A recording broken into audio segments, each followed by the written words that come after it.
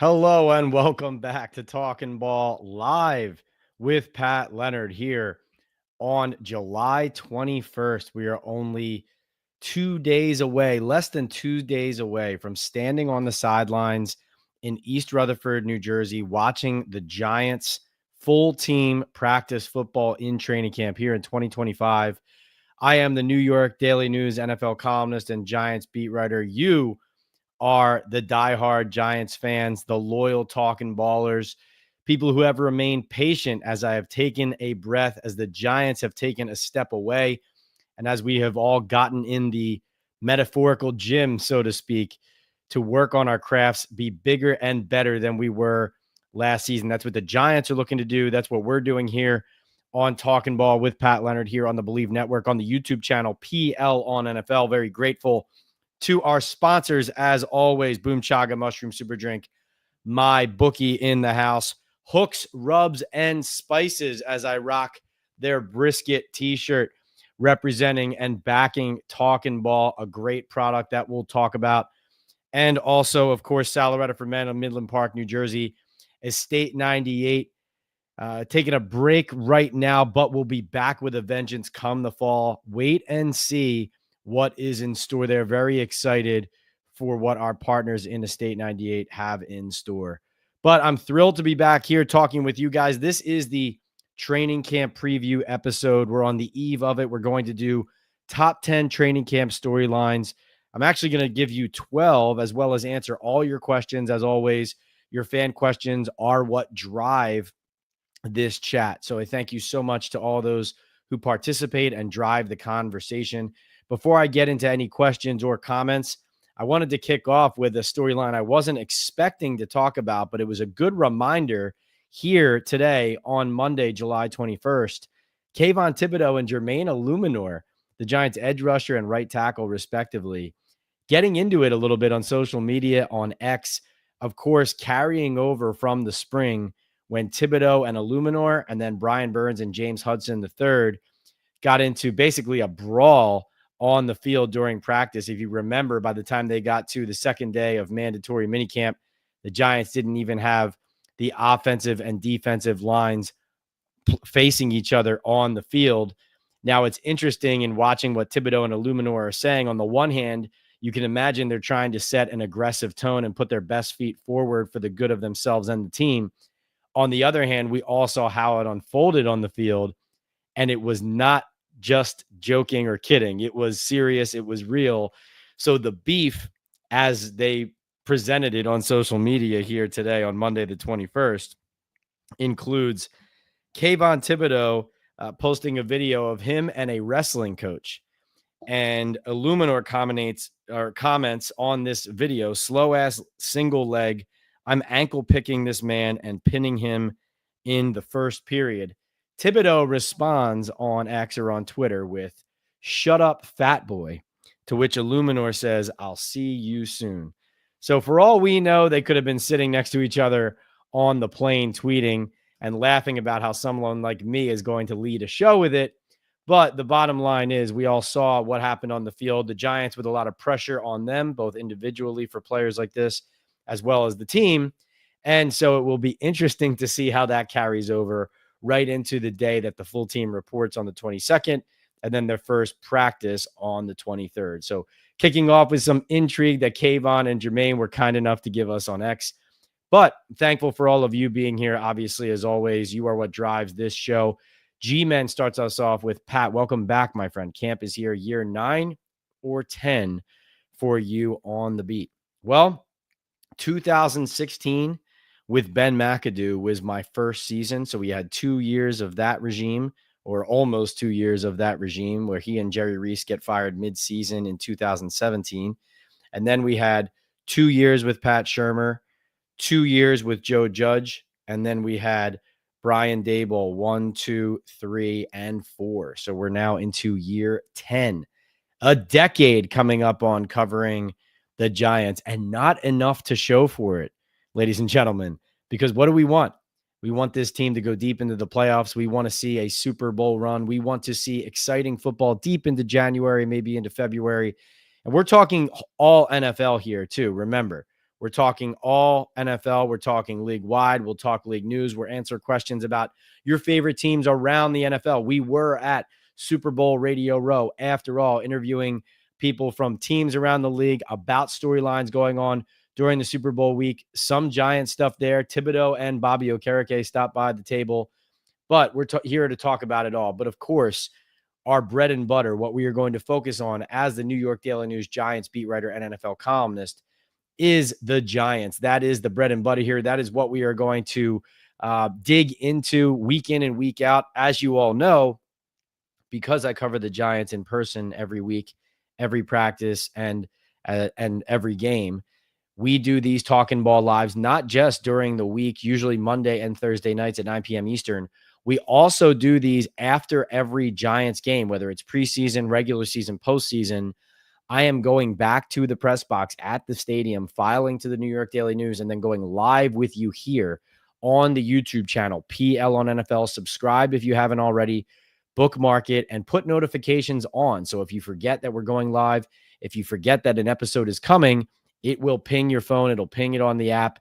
It'll tell you on your computer, give you that reminder so you can jump in and we can talk ball.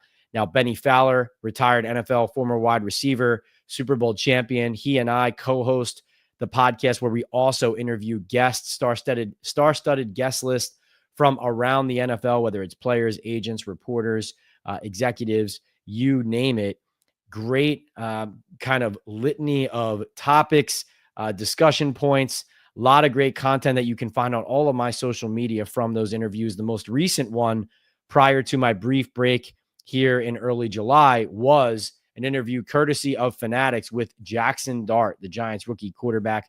We will get to talking about Jackson in a second, but the point here is you are here for Giants and NFL content, and that is what we are going to bring you. And thank you so much, G-Man, for that introduction, for that hello, for that greeting. And G-Man, one of many loyal followers. And you know, so is, as I mentioned, our good friend Jared from Hooks, Rubs, and Spices right here over my shoulder. We got some of the product here. And let me tell you, the swag, this brisket shirt, the ultimate summer shirt, cookouts, beach, whatever. They have great gear. The product is excellent for whatever meat, pork, steak, chicken, whatever it is. He's got a different product for every one of those. So our code for Hooks, Rubs, and Spices is Talkin Ball, of course, at hooksrub.com. We'll talk more about Hooks later, but I'm just getting excited. We got Boom Chaga, we got Hooks, we got MyBookie, and we got Sal Loretta on board, and much more coming down the pike. Rick Bowman, what's going on, Rick? Great to see you. Great to hear from you. He says, who do you expect to start camp on the active pup list? Rick getting us right into the weeds, into the details. I love it. I love it, Rick.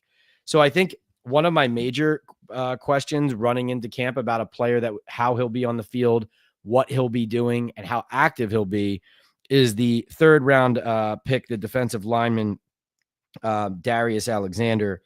Very interested to see how much he does. Barely did anything during the spring, during OTAs, during mandatory minicamp, generally was not on the field.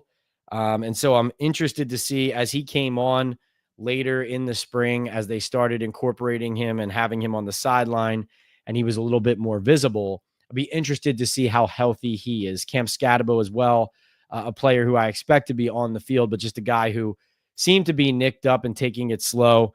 Demetrius Flanagan-Foles, a linebacker, free agent signing, 6-year pro, guy who clearly had gotten hurt, gotten nicked up, and didn't see him out on the field at all.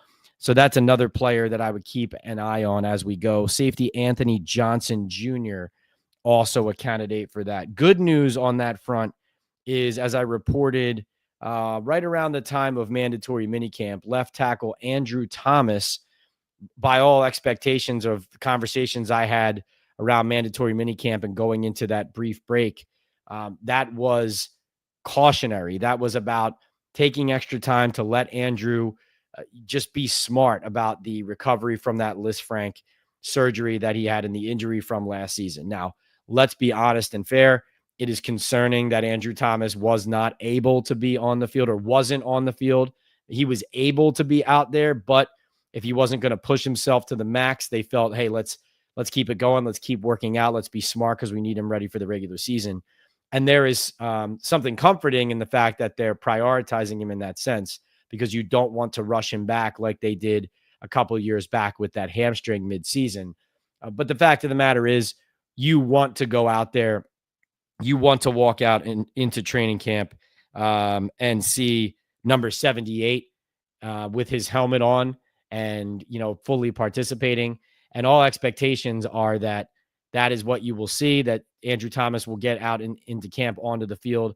I don't know what his level of participation will be on day one, but the whole reason for holding him out throughout the spring was to get him ready for this. So maybe they slow play him in the first week or two, but hopefully we're not talking about anything more than that. My expectation is that we won't be. But of course, you always want to see it before you can be certain about it. Now, Fabio Carrique, another player who, again, I expect him to be on the field, but he was not on the field at the end of the spring. And so some of these players who you were seeing them be cautious with, Malik Nabers, Dexter Lawrence, Fabio Carrique in that mix, even if you feel like you've been assured, in having conversations with people at the Giants or, people close to the players that these guys will be ready to go come training camp. You just want to get out there. You want to see how they're moving. And that's what we have going on this week, right? Wednesday, Thursday, Friday, going into the weekend, these first few days of camp, in addition to flat out taking attendance, the purpose of that also is to see where guys stand, see who's healthy, see who the organization is being cautious with. Jalen Hyatt, a player who seemed to be nicked up late in the spring. You would hope that it wasn't anything serious enough that would keep him off the field at the start of camp. But it'll be interesting to see, because they really did, including even Malik Nabers, they really did limit a lot of guys' workloads there late through the spring and all the way through mandatory minicamp and into June. So it'll be fascinating to see who comes out of that better for it.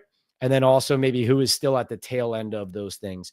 John Runyon Jr., the left guard, starting left guard from last season, a good example of a player who was dealing with, it seems like he had surgery in January.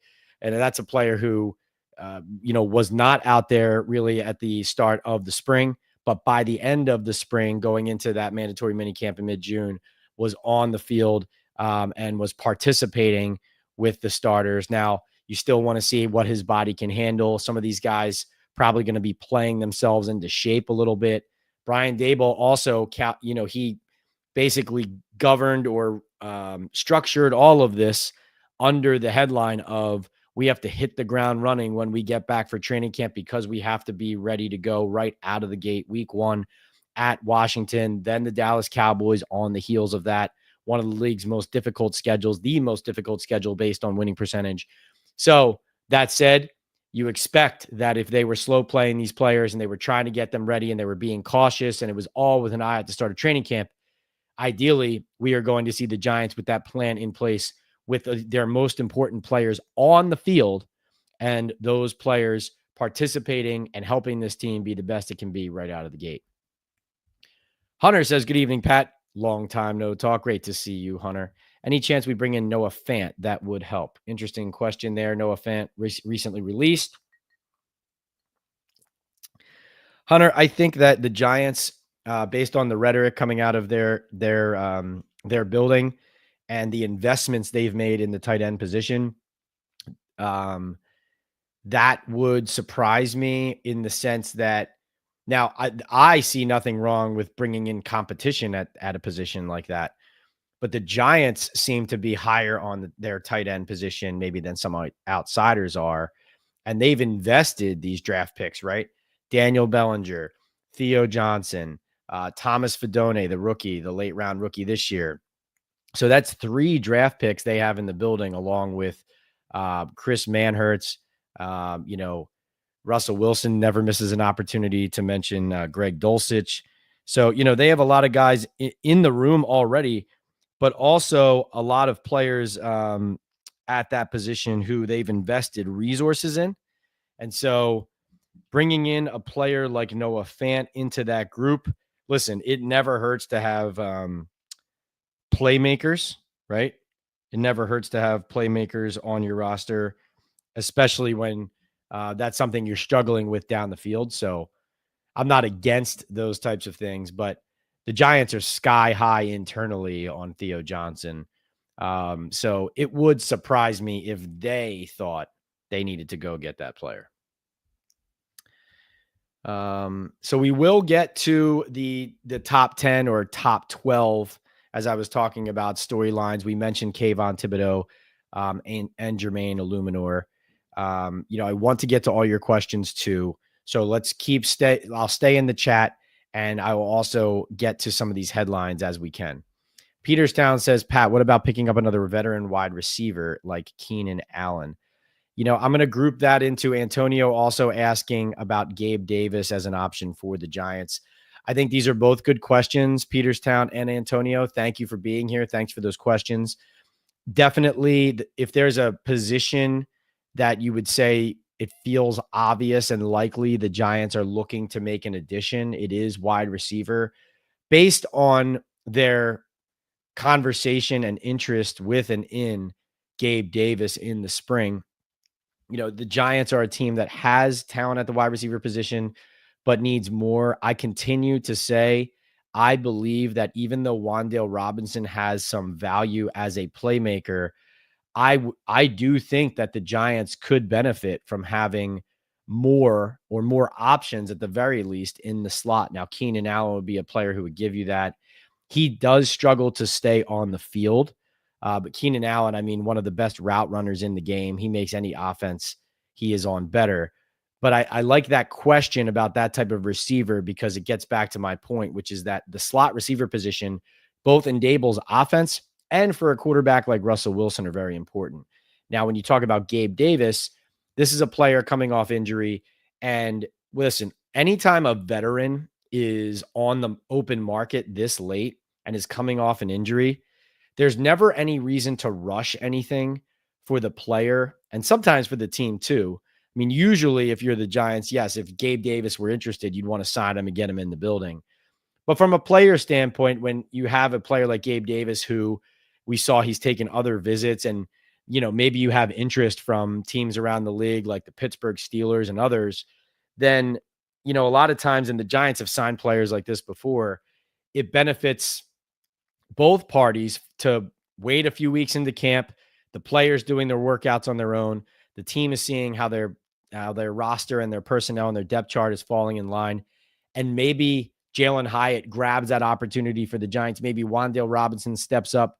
Maybe one of these guys like, little Jordan Humphrey or Zach Pascal or one of the young bucks like Dylan Cambry or Bo Collins continues to impress. And maybe the Giants don't feel like ultimately they need to make that investment.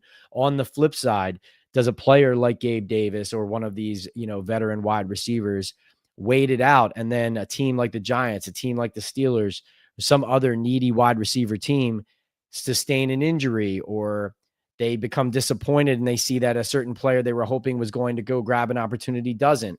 And now in mid-August, that player, that receiver, in this case, like a Gabe Davis, has more leverage, more of a market, maybe more competition for his services. And at that point, maybe is more healthy and healthier, able to come in and contribute right out of the gate. So I think you could see the Giants make an early add at wide receiver. You could also see this be an ongoing kind of dance that they have with players at that position. And let's be honest, what the Giants have in the building now, like if they were going to bring a receiver or a player, a weapon in like that in mid-August or late August, it would take a little bit, maybe into mid to late September at the earliest, for that player to immediately step into significant snaps over somebody that you're expecting to see on the field a lot. This is a complicated offense. Now, in the sense with Daboll and Gabe Davis being familiar, that's a specific player who knows the offense, knows the system, right? So even if Mike Kafka is the one calling the plays, something we will get to, then Gabe Davis could be the example of a guy who could come in later and still kind of slip right in, to the system and to the offense and into the regular rotation. So I would say you guys are both on the right track asking about receiver. I think that is something to watch. Is Daniel Bellinger someone to watch for a cut or trade? Antonio says, I mean, last year I felt like they were inching Bellinger out. He was already kind of slipped out of the rotation, but it felt like they were inching him out of the team. This is a player who is going to have nothing given to him, given the investment they continue to make at this position. You include the Darren Waller trade and the contract, the money they were paying him right before they just traded him, and he asked out of the team to unretire but be traded to Miami.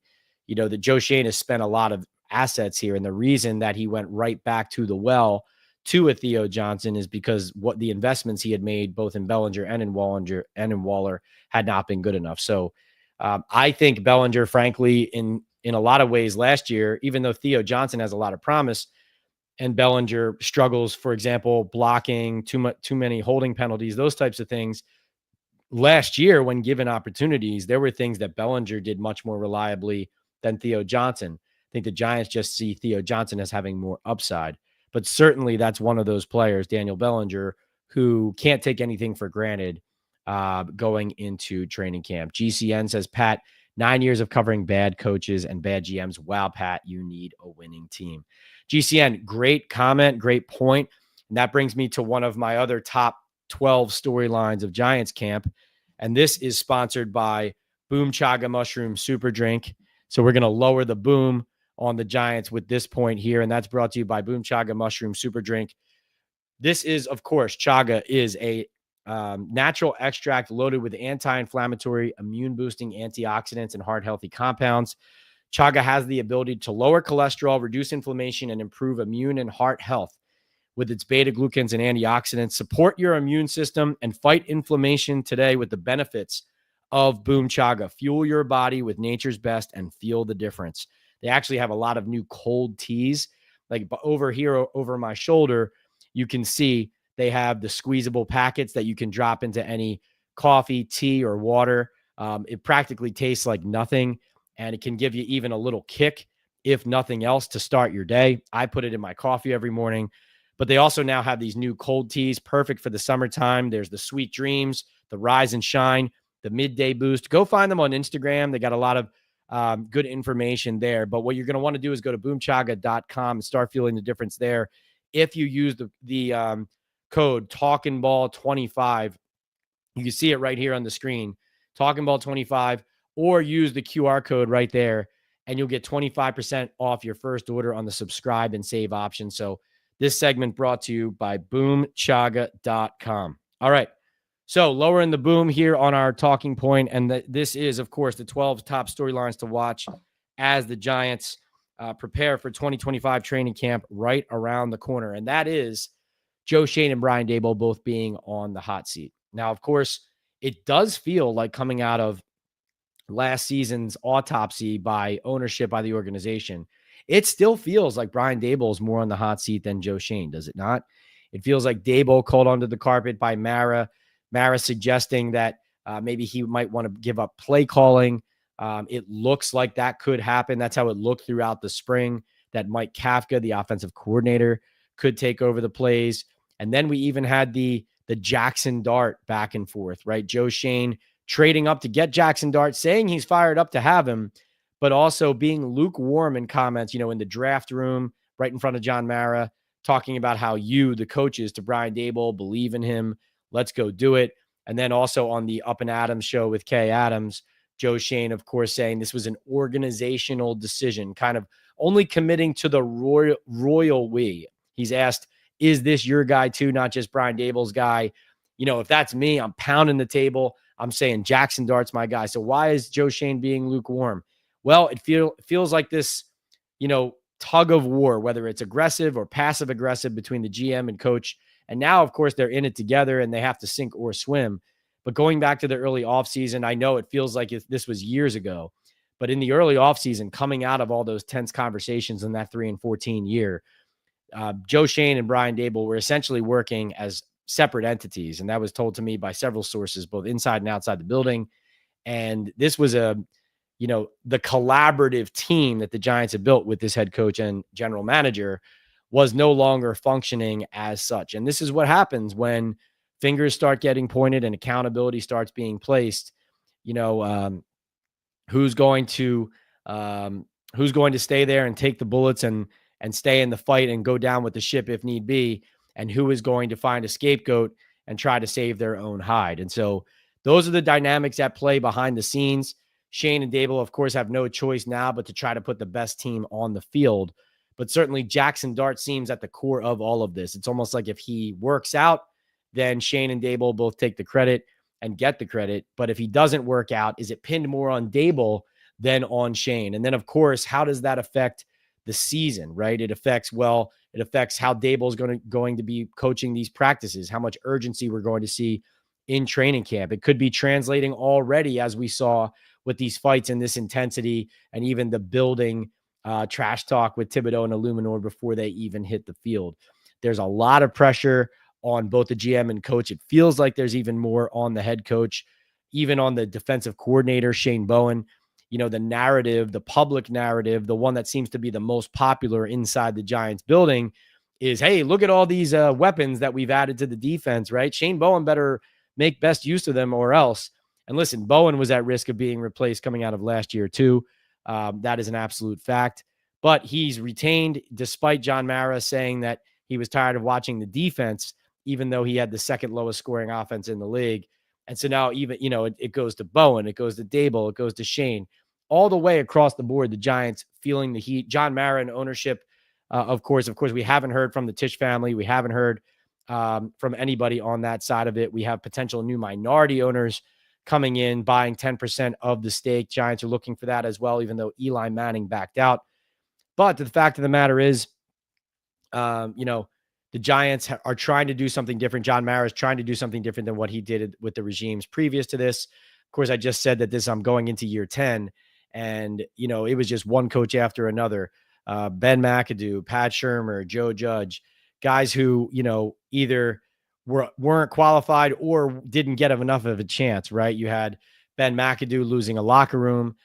You had Pat Shurmur losing a little bit of that, as well as just not winning enough games. And then you had Joe Judge being promised 3 years and only given 2, and the weight of the world crumbling down on his shoulders because he's been saddled with an offensive coordinator and a general manager who did not adequately complement him. And so what John Mara and the Giants are trying to do now is stay patient, even through the kind of season in their 100th centennial year that Schoen and Daboll oversaw with a 3-14 record. Now, one other thing I would add to this before we get back to the questions on the topic of Schoen and Daboll being under so much pressure is that some league sources have suggested that they believe that that money is related to the reason why Daboll and Schoen are back for year 4 of their 5-year contracts.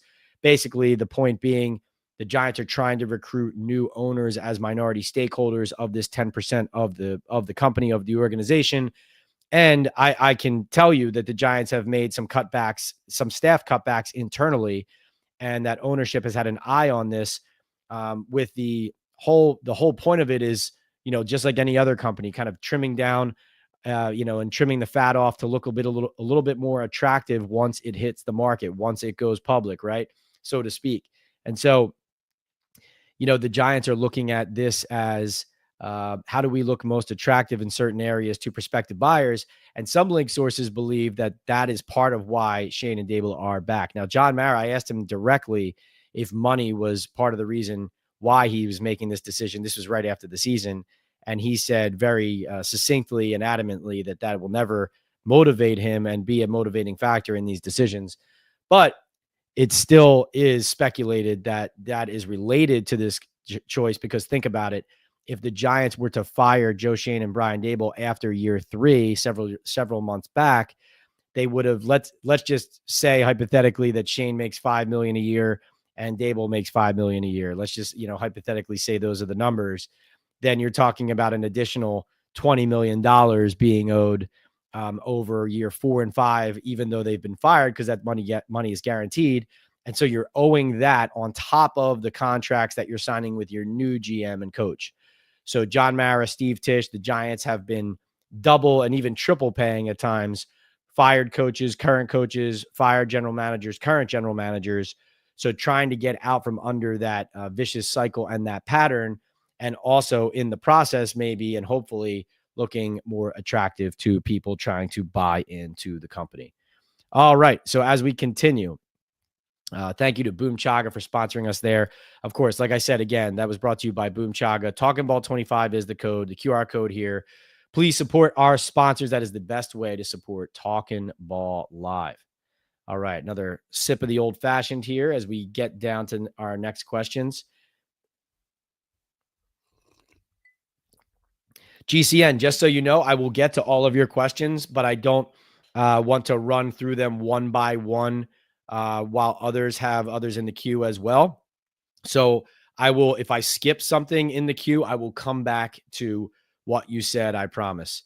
But thank you so much for your engagement. I really appreciate it. And it's going to help drive this conversation. Hunter says, I saw talk about Browns and Giants possibly trading a backup to the Titans after Levis. Any smoke to that, or just trading Winston in general? Well, frankly, I was the one driving the bus early on about the fact that Jameis Winston didn't feel like he really fit on this team and in this quarterback room, and that it felt to me like a trade would be inevitable eventually. You know, think about it this way. Jameis Winston has said all the right things and done all the right things, but he's the one who signed the contract first. And yet now he is essentially an afterthought here. Really didn't get that many snaps in the spring from what we could see. Russell Wilson was handed the keys. And so if you're not making this a competition at quarterback, then where does that leave Jameis Winston? Like, that leaves him kind of in no man's land, because then when you think about it, if Russell Wilson starts the season and struggles, what is the scenario of Jameis Winston playing extensive and extended football? Because Jackson Dart was drafted to be the franchise quarterback. He's drafted in the first round. I know there's all these, romanticized ideas of developing him for a year like the Chiefs did with Patrick Mahomes. But the fact is if Russell Wilson's playing poorly enough and the Giants are losing and they need to replace their starting quarterback, who they are betting everything on being better than Daniel Jones, then what are you going to Jameis Winston for a week, then to Jackson Dart, Jameis Winston for 2 to 3 weeks, then to Jackson Dart?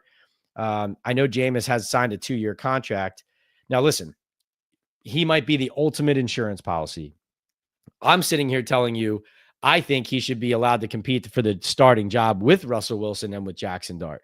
So that's what I would do to start out everything, would just be open it up. Let all the guys get snaps with the starters, with the reserves, see where it falls. That would be my strategy. But if that's not the strategy, if Jameis Winston is not, or let's say he's either losing that competition if it is one, or if the Giants already made their decision, as it appeared they had throughout the spring, and Russell Wilson's just going to get it no matter what, then him being traded to a team like the Saints, to a team like the Titans, to somebody who needs either a seasoned backup to a youngster or a bridge starter. That was technically what Jameis looked like he was being signed to be until Russell Wilson came in. And then it turned into, well, wait a minute, what? He's going to ride the bench and then be the backup to Jackson Dart, who's never coming out in year 2, right? So I think that's a really good question.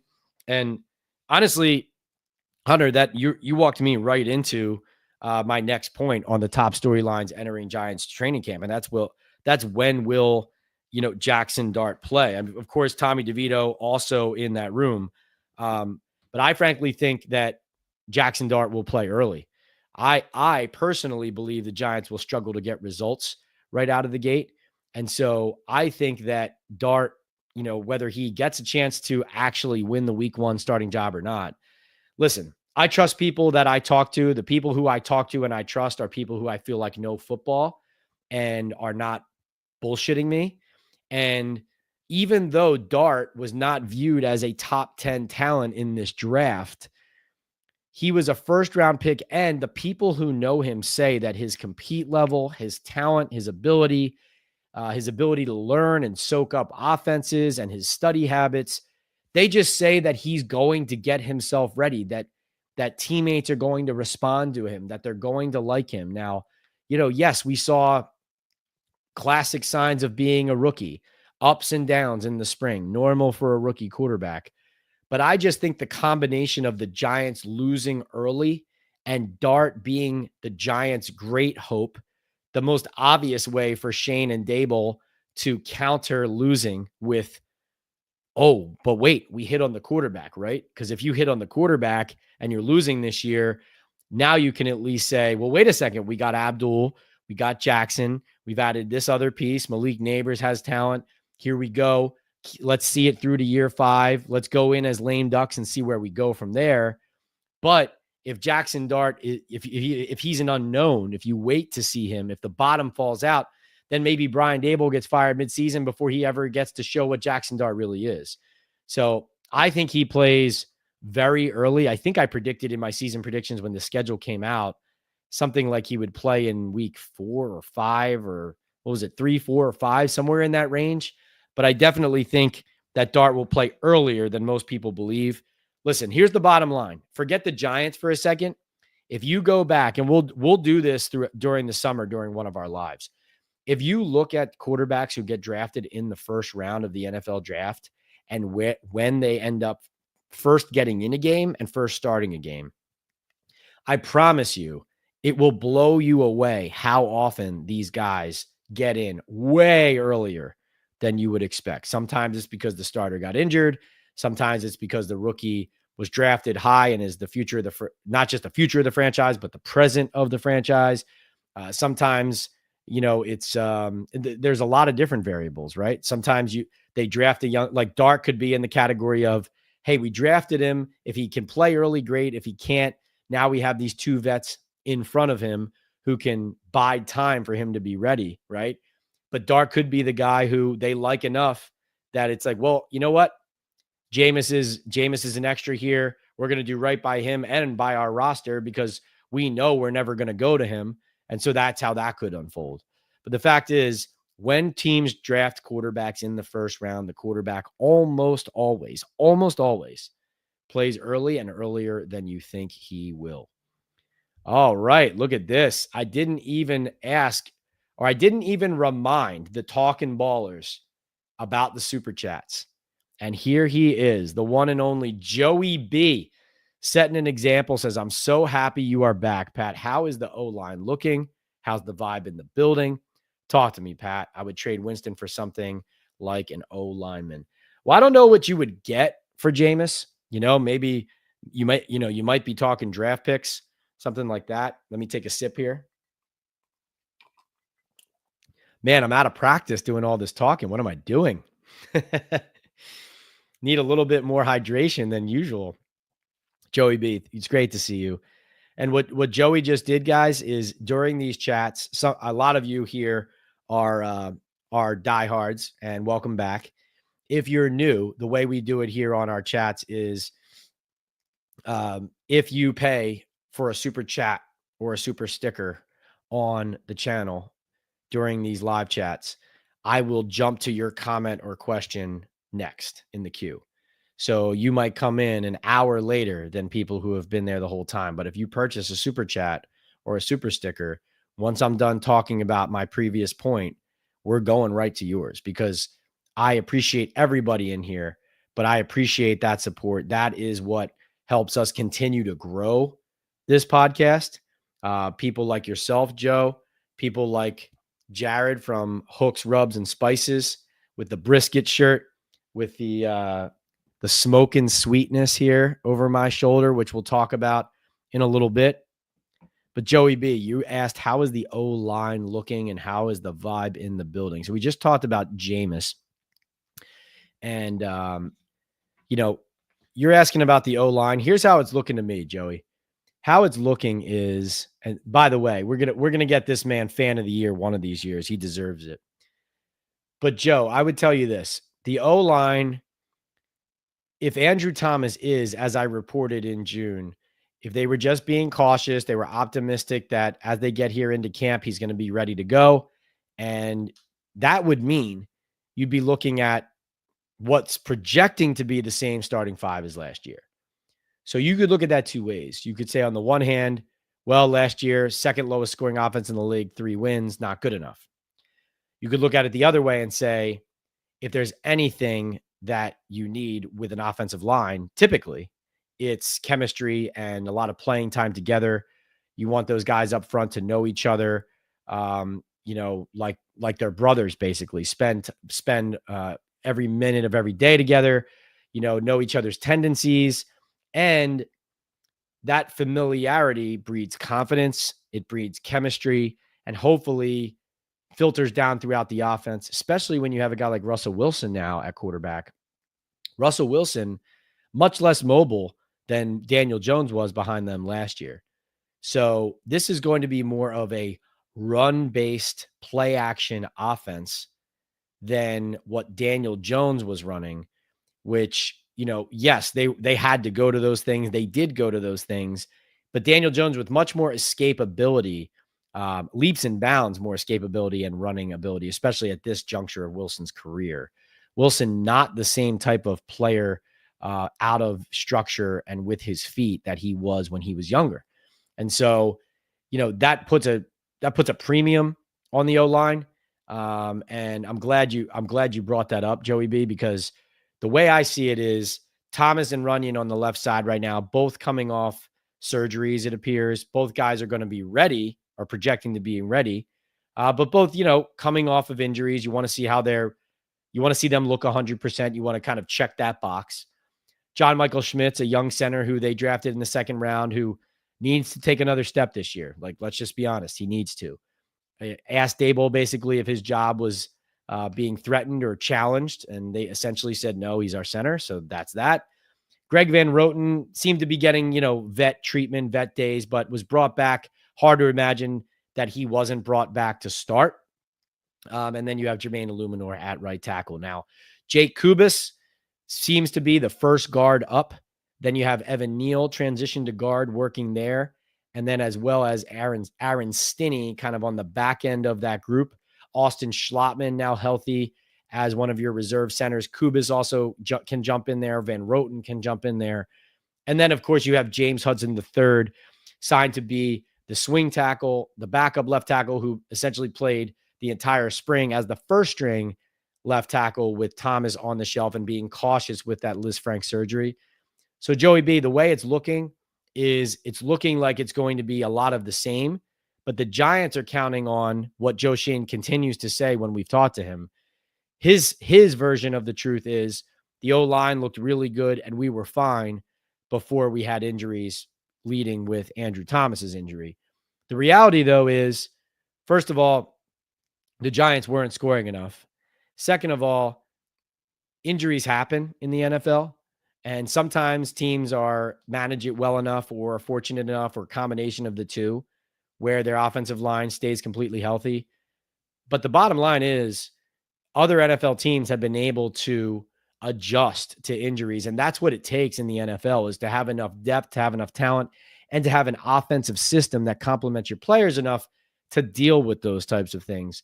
You just never want to have a group assembled where, like the Giants, as good as Andrew Thomas is, they've had several years to assemble a deep enough roster and offensive line room so that if he does sustain an injury, let's just face it, you don't wish it on him, and hopefully Andrew stays healthy. But no one will be surprised if a big man, any big guy, basketball, football, whatever it is, sustains a foot injury, gets hurt. That should not be a surprise. You need to be prepared for that event, for that scenario. Hudson was having a tough time in the spring, but the pads weren't on. It'll be interesting to see. That'll be an important evaluation, Joe, during camp, will be that O-line, everybody up front. Marcus Bowe, the draft pick from Purdue, I think he's more of a developmental player than anything, to be honest. A guy who has promise, but developmental guy. So really, Joe, I think it shapes up to be a lot of the same. The one potential difference would be, if Evan Neal, let's say, really asserts himself, let's say at left guard, does Evan Neal become your left guard, and then you can move Runyon to right guard, and now you have Van Roten and Kubis as your top guard reserves with Hudson on the outside. I'm not saying that's going to happen, but I know that in the offseason, I heard some chatter about those types of permutations, those types of options that the Giants could create if Evan Neal grabbed a hold of a job on the interior. So Neal is interesting in the sense that if he plays well enough that it's impossible to ignore him in the rotation, that could create some interesting conversations and options for them. That's, I think, what would be a cool X factor. But if that does not happen, I think it looks a lot like more of the same. I do know Kubis is a guy who they really like. He's got the kind of toughness too that I have consistently said like they need from their offensive line, from their trenches on both sides of the ball. So he plays with some nasty. And so I like that. Joey B, thanks so much for the support. Joe also says, what about Scherf? Did we change our training staff at all?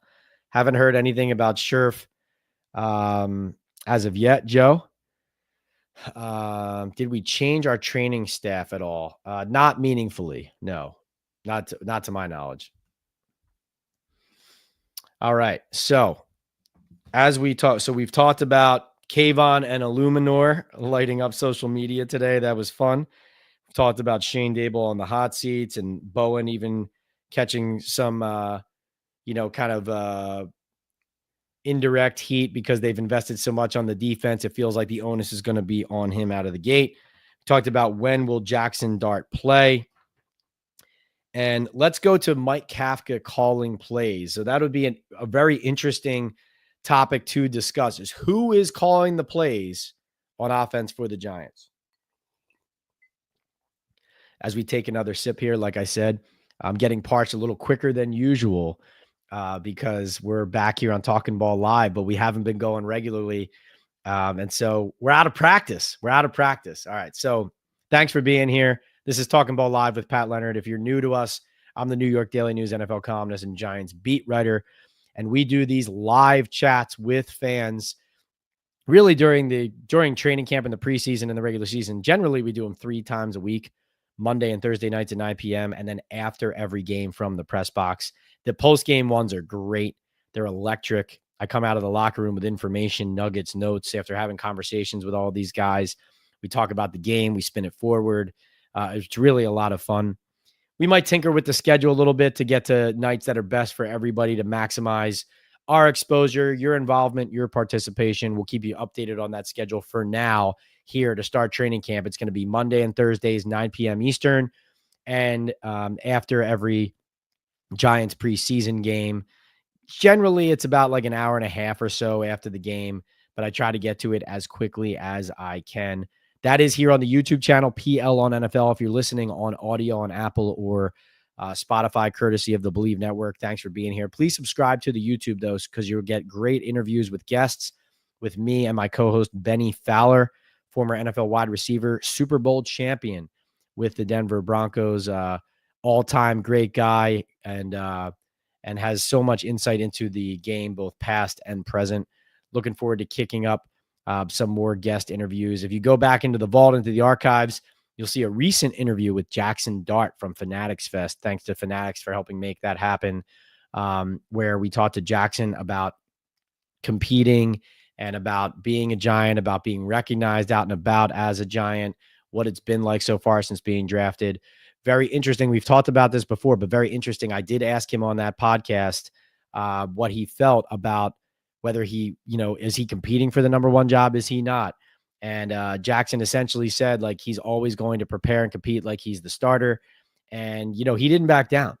He didn't step on any toes. He said he's going to support whoever's in there. He said all he wants to do is win. So anything that means the team is winning, that's what he's behind. Whether he's playing, whether somebody else is playing, as long as they're winning, that's what he wants. But this is a guy who's not backing down from competition. He's going to go out there on the field and try to win the job, even if they don't give him that option. So that was really an interesting part of what I learned from Jackson Dart, as well as he confirmed what Tommy DeVito told us that he's a big Love Island fan. So you'll love that interview, love that conversation, I think. So check that out when you have a second. But Mike Kafka calling plays will be an interesting wrinkle and could make a world of difference for the Giants. And that's because, Brian Daboll needs to focus on, if anything, managing games and being a head coach who knows in critical moments prior to that moment arriving what he's going to do. This is preparation as far as practicing situational football and understanding situations and understanding how to manage game situations, whether it's timeouts, whether it's field goals versus, going forward on fourth down versus punting, and all the things that go into managing the sideline. Brian Daboll needs to get wins. And so offense is his bread and butter. That's why he got this job. It's how he got this job, working with Josh Allen in Buffalo. So it's got to be an interesting decision going through his mind throughout this spring into the summer and into training camp. Is Mike Kafka seemingly has been groomed and working as the full-time play caller. He's been the one on the headset. He's been the one full-time in the quarterback's ear. So it looks like it's going to be Mike Kafka. But, who knows? You'll never know. You never know what Brian Daboll is going to do, because the fact of the matter is, even though John Mara suggested that Daboll give up play calling, and even though then there was a war of words where Daboll said, I'm the one who suggested that, John Mara never broached that. The fact of the matter is, if you're on the hot seat, if your neck is on the line, I'm a firm believer in going to your bread and butter, going to what is the thing that you do best, right? What got you this job? What's going to keep you a job? If somebody says you have one talent to show us at the talent show, you have one thing to put forward in this competition, what is it that you do best? Brian Daboll definitely, without qualification, would say working with quarterbacks and calling plays. And so it will be interesting to see if ultimately, when push comes to shove, when these games start to count, is he really going to give up that play calling to Mike Kafka? If Kafka does call plays, I'll tell you this, I do feel like a little bit more motion and creativity on that end, like the horizontal movement and motion and movement of the ball and play calling. So yes, the Giants want to be more explosive down the field, but I did feel like in 2022, in addition to exploiting the run game and getting creative out of that, some short catch and run opportunities for Saquon in that case back in 2022, I did feel like Kafka more adequately than Daboll last season took advantage of the horizontal game, right? If you can't stretch it vertically, let's find a way to create space horizontally. Malik Nabers is a good example of a player who knows what to do with the ball. If you can just get him in open space, doesn't matter if he's running sideline to the sideline or up the seam, get him the ball in space, he'll find his way vertical. So that's one thing I think it'd be interesting to see with Kafka. Like I said, in the spring, Daboll was doing a lot of work one-on-one with Jackson Dart on the field, on one end of the field during individuals and install, while Kafka seemingly was just spending all the time, just him without Daboll, working with Russell Wilson and the ones. And so that was, I felt like, was telling. All right. So GCN says Thibodeau should worry about playing. He is a bust and the Giants are not re-signing him. They're not giving him a $25 million contract or more. GCN said Chris Sims said he would not be surprised if Jackson Dart starts game one. He should be able to beat out Russell. I agree he should be able to. I don't know if they're giving him that ability, if they're going to let him compete for that. They have called Russell Wilson their starter. Russell Wilson has said that that's, basically his expectation. And the fact of the matter is, they didn't pay him enough to say, like, you have to start this guy week one. But essentially, the organization has gotten full bore behind Russ is the guy. And so, the Giants would have to change their tune from the top for Dart to have the ability to beat him out for that. But, I agree with that, the fact that they should do that. I think that that's how they should be operating. And frankly, if your rookie first round quarterback does look better on the field than your veterans, then you should start him, because where the Giants are right now is you see that's the tricky part about bringing guys back after a 3-14 season like that. It's like, okay, we want the kid on the field. He looks promising, but we want to win games early to protect ourselves. And, if we don't win games early, then everyone's calling for jobs. Right. So that's the tricky part of that. But GCN, I agree. I agree with the idea that he should have the ability to do that. All right. So let's go to a couple more questions and then we'll get to our next sponsored segment here. Let's see.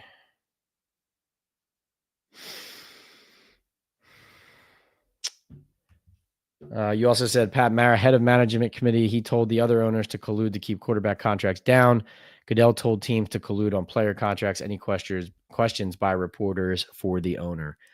That'll definitely be a question for John Mara about that report and about that finding with the NFLPA and the league when he talks. He took the rare step, unprecedented step of not speaking at the NFL owners meeting. So not sure we're going to see him during camp for an interview opportunity, but we'll see about that. But great point. Steve says, how long does Bowen last? Not a fan of his hiring.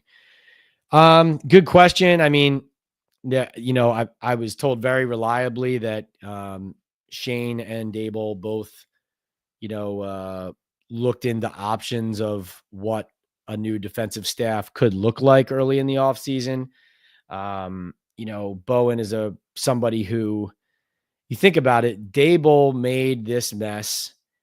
The Martindale resignation comes because Daboll didn't know how to manage the staff, tried to gaslight him by firing his two top assistants, the Wilkins brothers. And then that defensive coordinator search was an embarrassment that year after Martindale resigned. Bowen, if you remember, was essentially like the fourth option during that search.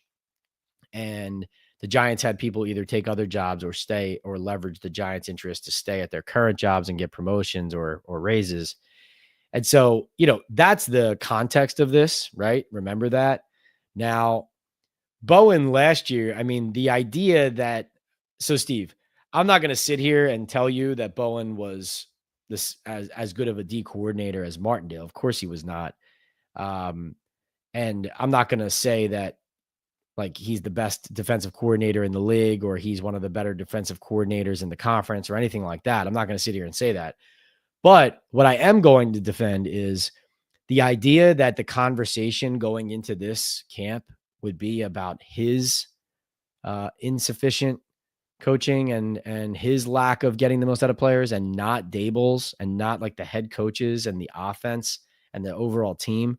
Like, I just can't get on board with that. I can't back that conversation and that perspective on it. Like, certainly expectations are high for Bowen and for the defense, just like they are for the offense and the team. But the bullseye and the onus and the spotlight out of the gate, for it to be on Bowen and for someone to say like Bowen would be the issue with this team, to me would be an ignorant perspective on what the Giants have done wrong and how they've gotten here. Now to your point and your defense, certainly on Bowen's defense, he's the coordinator. So absolutely, they have to turn the ball over more. The pass rush has to get home with Abdul Carter in the mix and Burns, Thibodeau, Dexter Lawrence. They have to stop the run better and all those things. But, Andre Patterson, the D-line coach, you need guys like him being accountable. You can't have him standing there talking about how the corners are tackling poorly, and that's the reason that the run defense is bad. And then fact of the matter is the offense is not scoring enough points. Like, the Giants defense has made some plays, but when your offense is only scoring 15, 16 points a game, then you really have no room for error as a defense. And so, the Giants, where they are right now is they need to score like an NFL team. If they can score like an NFL team, other things maybe fall into place and there's not as much frustration with some of these, I would say, sub headlines of what the Giants need to improve, because the grand headline is manage games better, score more points to win, right? The defense, yes, can improve. They've made some additions in personnel. Hopefully they deploy them properly and well and adequately. But I would just say, while internally I believe what you're saying, which is that Bowen is, probably has a short leash and could easily be the first and likely will be the first scapegoat when things go wrong, that we all know where it's really gone wrong. And that's with player selection and the fact that they can't score any points. Tuto, the man, says, salute and respect to Big Boss Pat, king of NYG Media Podcast. Greetings from our entire rugby club in Italy. Just arrived here from Princeton today. Tuto, you are a man of the world, the international man of mystery. you're basically the Dos Equis, man. But you're here on Talkin Ball with us. So we appreciate you. I appreciate that super chat. Always great to hear from you. Hope you're well, Tuto. Hope everybody here has had a great early summer, had a great spring, has been well, has been getting out in the open, getting on the beach, getting in the fresh air. As much as we all love our countdowns to football, I'm one of those guys who I don't need to count down to week one. Football happens and it stretches across a bulk of the year, a bulk of the season. It's almost a 365 day a year enterprise and league now and news cycle. A couple months of, relaxation is the wrong word, but just unplugging, resetting, and getting your mind fresh and right to approach the next season with a clear mind, with fresh eyes, to be fair, objective, and as honest as possible. That's a good thing. And so we're all back here. Tuto, Joe, all you guys, familiar faces, diehards here in the chat. Thank you so much for all the support. Really appreciate you guys. And that brings me to Tuto before I get to the next question. First of all, another sip. But next top storyline for training camp is going to be, can Malik Nabers take another step? And so we're gonna have this sponsored segment is sponsored by Hooks, Rubs, and Spices. Now that's Hooks Rub on IG, on Instagram. You can go there, check out Jared's content there. Hooks, Jared has been a huge supporter since the beginning of Talkin Ball Live. I'm happy and thrilled to partner with him here during the summer months, right? This is grilling season. It's tailgating season. Whether you're a steak guy, a brisket guy like me, if you're into, pork, whatever it is, sausage, whatever you're throwing on the grill, Hooks, Rubs, and Spices is going to make it taste better. It's just going to make it taste better. He's got great swag too. Like I said, love this shirt. My whole family has landed these, gotten a bunch of, but in a bunch of different colors and sizes, been rocking them around the pool, at the lakes, at the beaches, at the ocean, everybody asking us where we got them. But the fact of the matter is, it starts with, I've been saying that a lot today. The fact of the matter is, why is that all of a sudden like my catchphrase? So Hooks, Rubs, and Spices. This is one of the key flavors here. If you can see it, smoke and sweetness. So smoke and sweetness placed 4th best in the mild sweet barbecue rub on the planet category in the American Royal Barbecue Competition in 2022. So American Royal Barbecue Competition 2022, 4th best mild sweet barbecue rub on the planet, and the 6th best overall rub in the mild spicy sweet rub category. It's the fan favorite, smoke and sweetness, and it's great all-purpose flavor. It goes great on everything. But if you like variety, there's also Midnight, there's H-Town, there's Mad Cow, and there's Cajun Red. Those are all very popular tailgating rubs and flavors. All of them have won awards in competitions, whether it's seasoning competitions, steak competitions, barbecue competitions, sanctioned backyard competitions, whatever it is. Jared's been bringing his flavors everywhere. People love it. And so here's what you're going to do. You're going to go to hooksrub.com/talkinball. So the code, or you could just go to hooksrub.com. When you're checking out, use the code talkinball at checkout. Like I said, Jared from Hooks, he's a big fan of Talkin Ball. He's usually in the chat with us here on the YouTube channel, PL on NFL. He has supported me. I want you all to support him and to continue, of course, supporting Talkin Ball here as we continue to grow this channel. But please support one of your own, one of our own, just like we've tried to plug Joe every time he's got, every time he's at a Comedy Cellar and he's up on stage making people laugh. Whatever it is, we want to give back to you. And so I'm really thrilled to be partnered with Jared and with Hooks, Rubs, and Spices. That's Hooks, Rubs, and Spices. It's hooksrub.com/talkinball. One more time, Hooks, Rubs, and Spices. And it's smoke and sweetness is the flavor that you have to try. And so I'm calling Hooks, Rubs, and Spices the sponsor of this Malik Nabers segment because smoke and sweetness is the flavor of choice. And let's be honest, Nabers have some sweet feet, right? This is a guy who he gets in and out of breaks fast. Opposing cornerbacks, even right out of the gate as a rookie. You remember the respect that Washington and the Commanders were showing him in week 2 last year down at FedEx Field. Essentially, he went off for, I think it was something crazy like 18 catches, and they just wouldn't let him get over top. They were playing almost a cloud over top of him. And, part of the reason was that, staying with him man to man with their corners and with their secondary with those matchups, it was just not something they wanted a piece of. And so they had to strategically map it out otherwise to handle the Giants and make them go full field and make them march down with long drives. And so Nabers is a player that even out of the gate as a rookie was giving opponents problems, but of course had some hiccups, right? Had some struggles with dealing with adversity. All the losing really got to him, not something he was used to, playing in the SEC, being a top pick, a very young player, still only 21 years old here right now, called out Brian Daboll's play calling.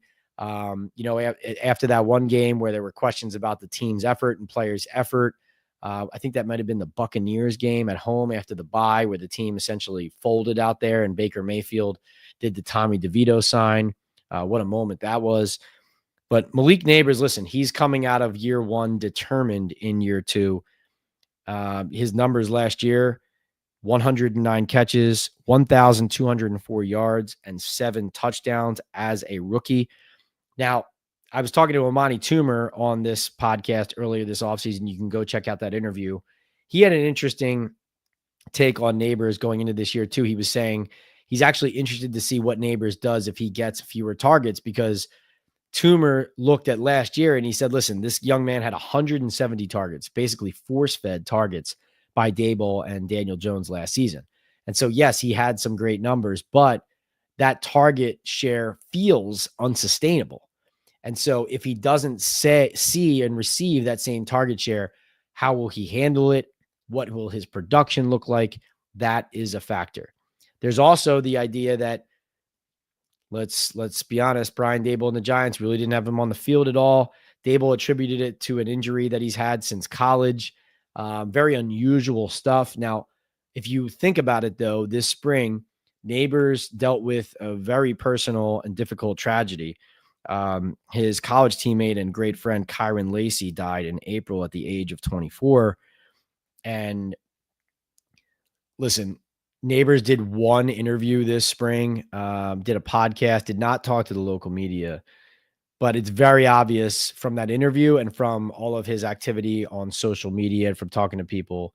I mean, this has hit Malik incredibly hard. He's a young man, lost a great friend, and this is nothing that's easy to process, but he's a competitor. He has a job to do, and he's going to come out as motivated as ever this season in year 2 to prove a lot to himself, to stand up after going through that tragedy and try to represent as best he can. And so a lot of interesting wrinkles and variables to what Malik Nabers is going to do, what he's going to try to do.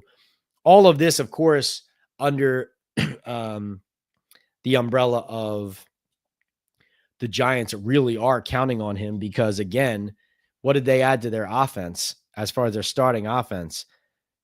From last year, it's Tyrone Tracy is starting probably instead of being the backup to Devin Singletary. But really the only personnel change is Russell Wilson's at quarterback and Daniel Jones isn't. So if that's the similarity, maybe you add a Gabe Davis later, maybe there's more meaningful additions and changes. But if that's really the only meaningful change, you're looking again at heavy reliance on Malik Nabers. You're looking at his need to deal with that pressure, the production, the expectations to get in the end zone more.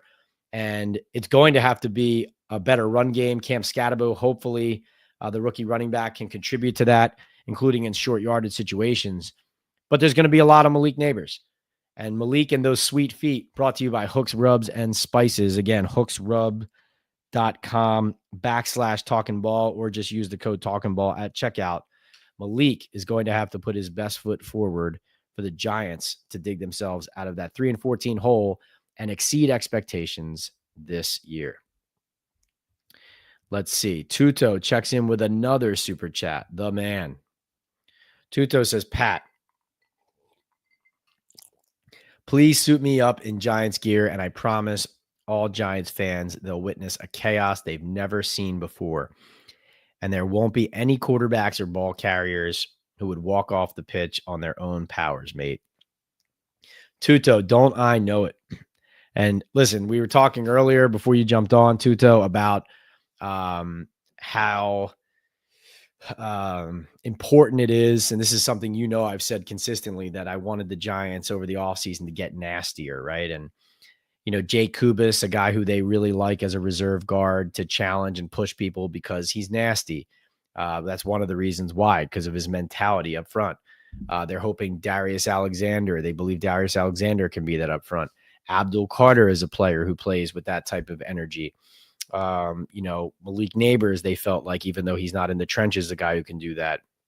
So you need more of that. Now, you don't want it to cross the line to where it got in the spring with Brian Burns, James Hudson, Kayvon Thibodeau, and Jermaine Illuminor essentially having lost control and turning it into a brawl at practice and OTAs. Like, that's, you don't want it to go there because, and then, like we talked about earlier, already chirping between Thibodeau and Illuminor going into camp here. So it'd be fun to watch. But Tuto, I'm glad you mentioned that because, like you said, that's what you need to see. You need to see toughness. You need to see people who are walking onto that field on Wednesday to win jobs. Yes, your teammates, but this team needs to walk into week one ready to punish their opponent and not to try to weather the storm that faces them.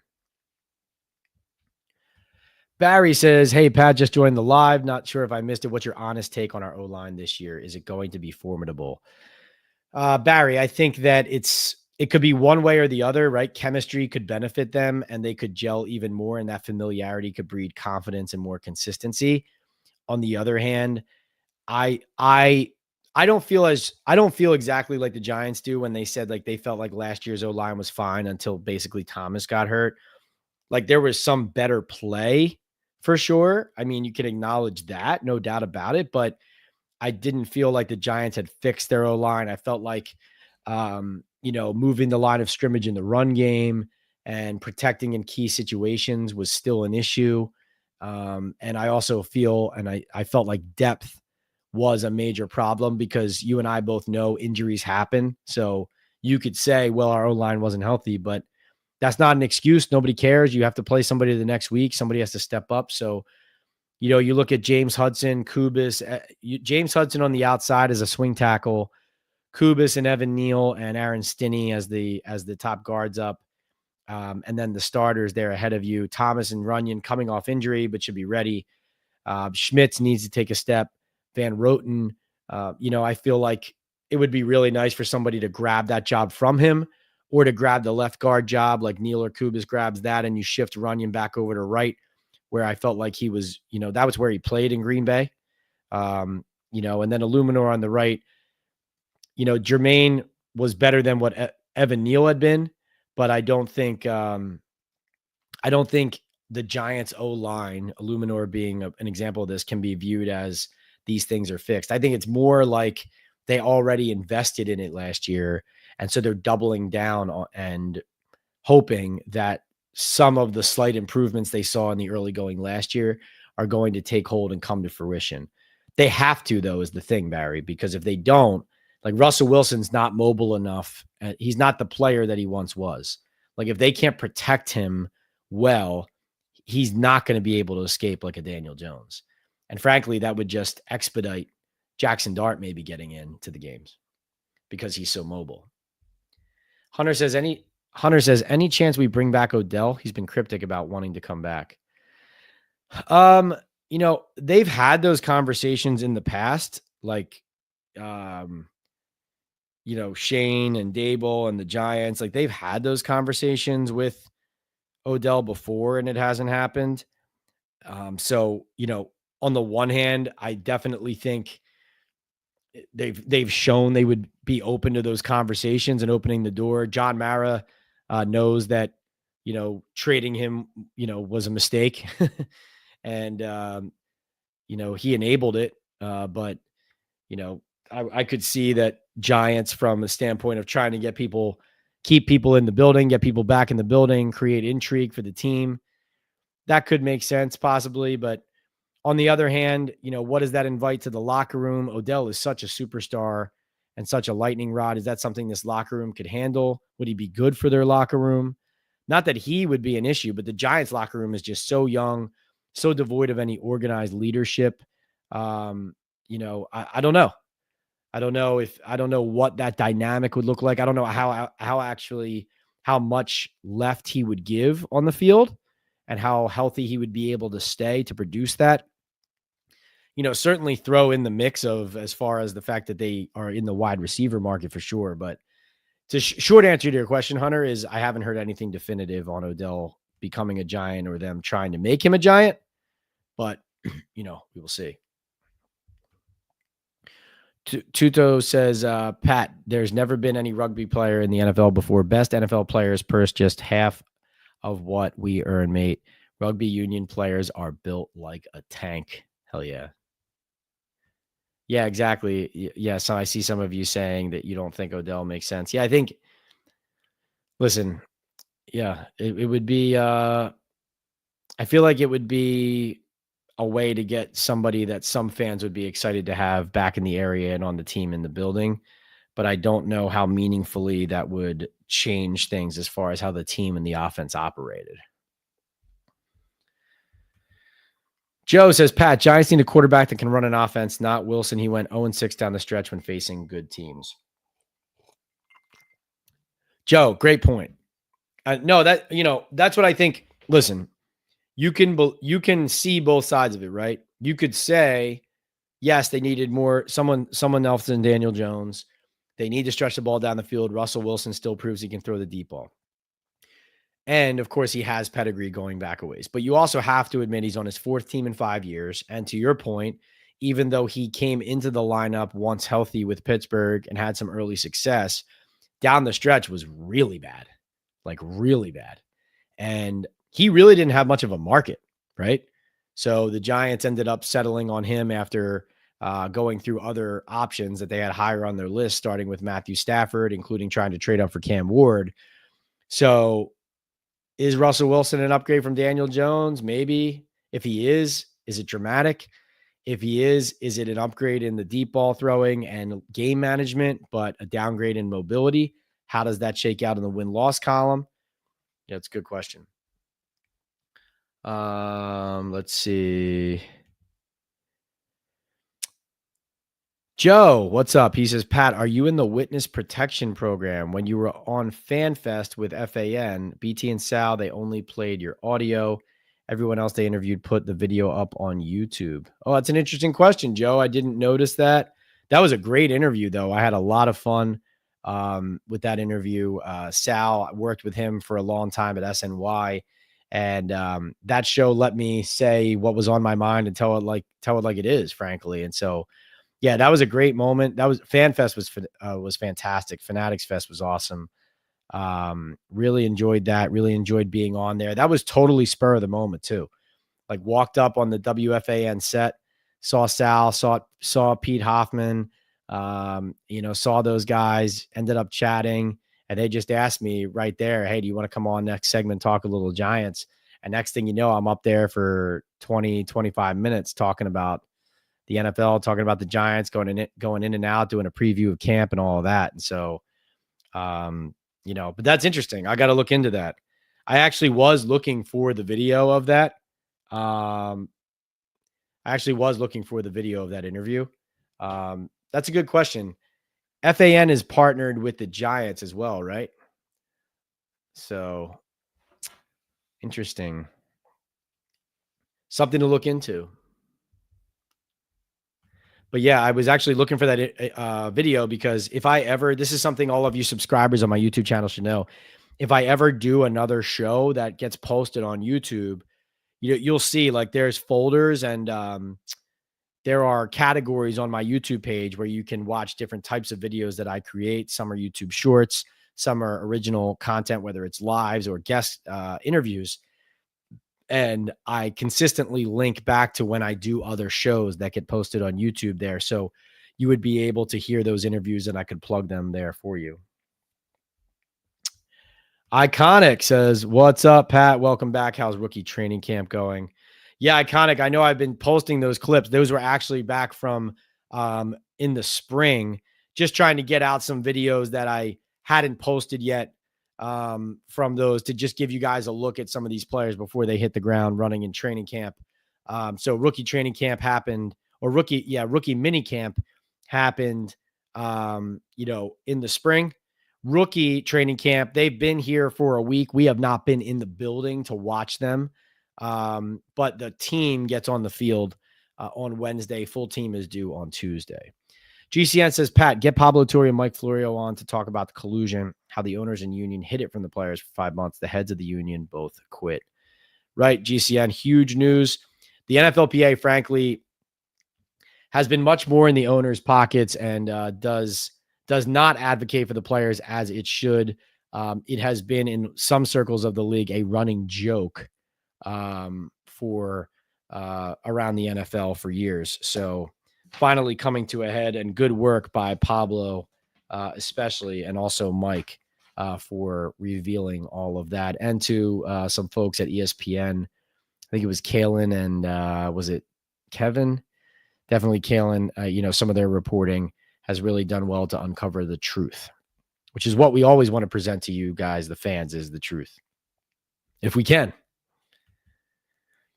Pat, it seems like past players are more willing to play for this franchise again, like OBJ, JPP. Do you think it is important for Schoen to be more open to bringing in mentors?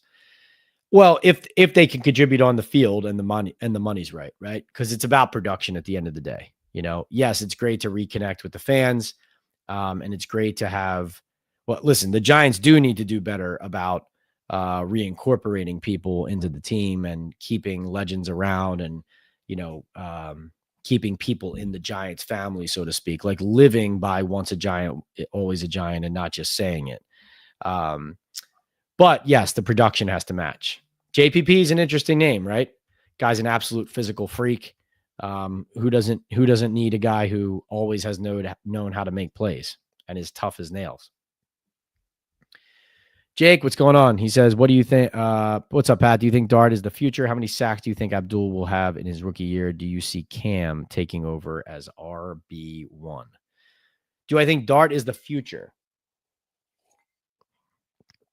I think this camp is very interesting to see what Jackson Dart looks like when the pads come on and it becomes real football. We saw ups and downs of accuracy and a learning curve of assimilating into the offense and learning the offense in the spring and all those types of things.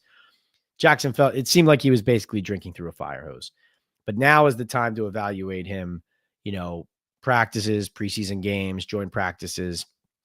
I think I'll have a better answer, more definitive answer to that, Jake, once we get through the summer at least, about like how promising it feels. I do think, based on the conversations I've had with people who know Jackson best, that he has a really good chance to be their franchise quarterback. And, some people in the league view him as when all is said and done, they think he'll be a good long-term backup in the NFL. But there are other people who feel like his competitiveness, along with his ability and his toughness and athleticism and his intelligence and the way that he leads, his leadership, that he is going to fulfill the, kind of the destiny and the path that the Giants have set here for him, and that he does have it and he is going to be it. So people I trust feel like he can do it and will do it. Not everybody feels that way, like that the ceiling is that sky high. But I think based on my reporting and the conversations I've had with people I trust who know football and know Jackson, that he deserves the benefit of the doubt that he is that until we see otherwise. That's how I feel. And then how many sacks do you think Abdul Carter will get in his rookie year? Glad you asked that, Jake. That'll fold into what we're talking about in our next top storyline, which is Abdul Carter might be the X factor here for the Giants on this team. Of all the additions and changes they've made this season and this offseason, this spring and summer, drafting Abdul Carter and using him in a versatile and appropriate way might create the biggest change and make the biggest difference of any addition or change they've made to the team. That's because, he has a reputation as a finisher when he gets to the quarterback.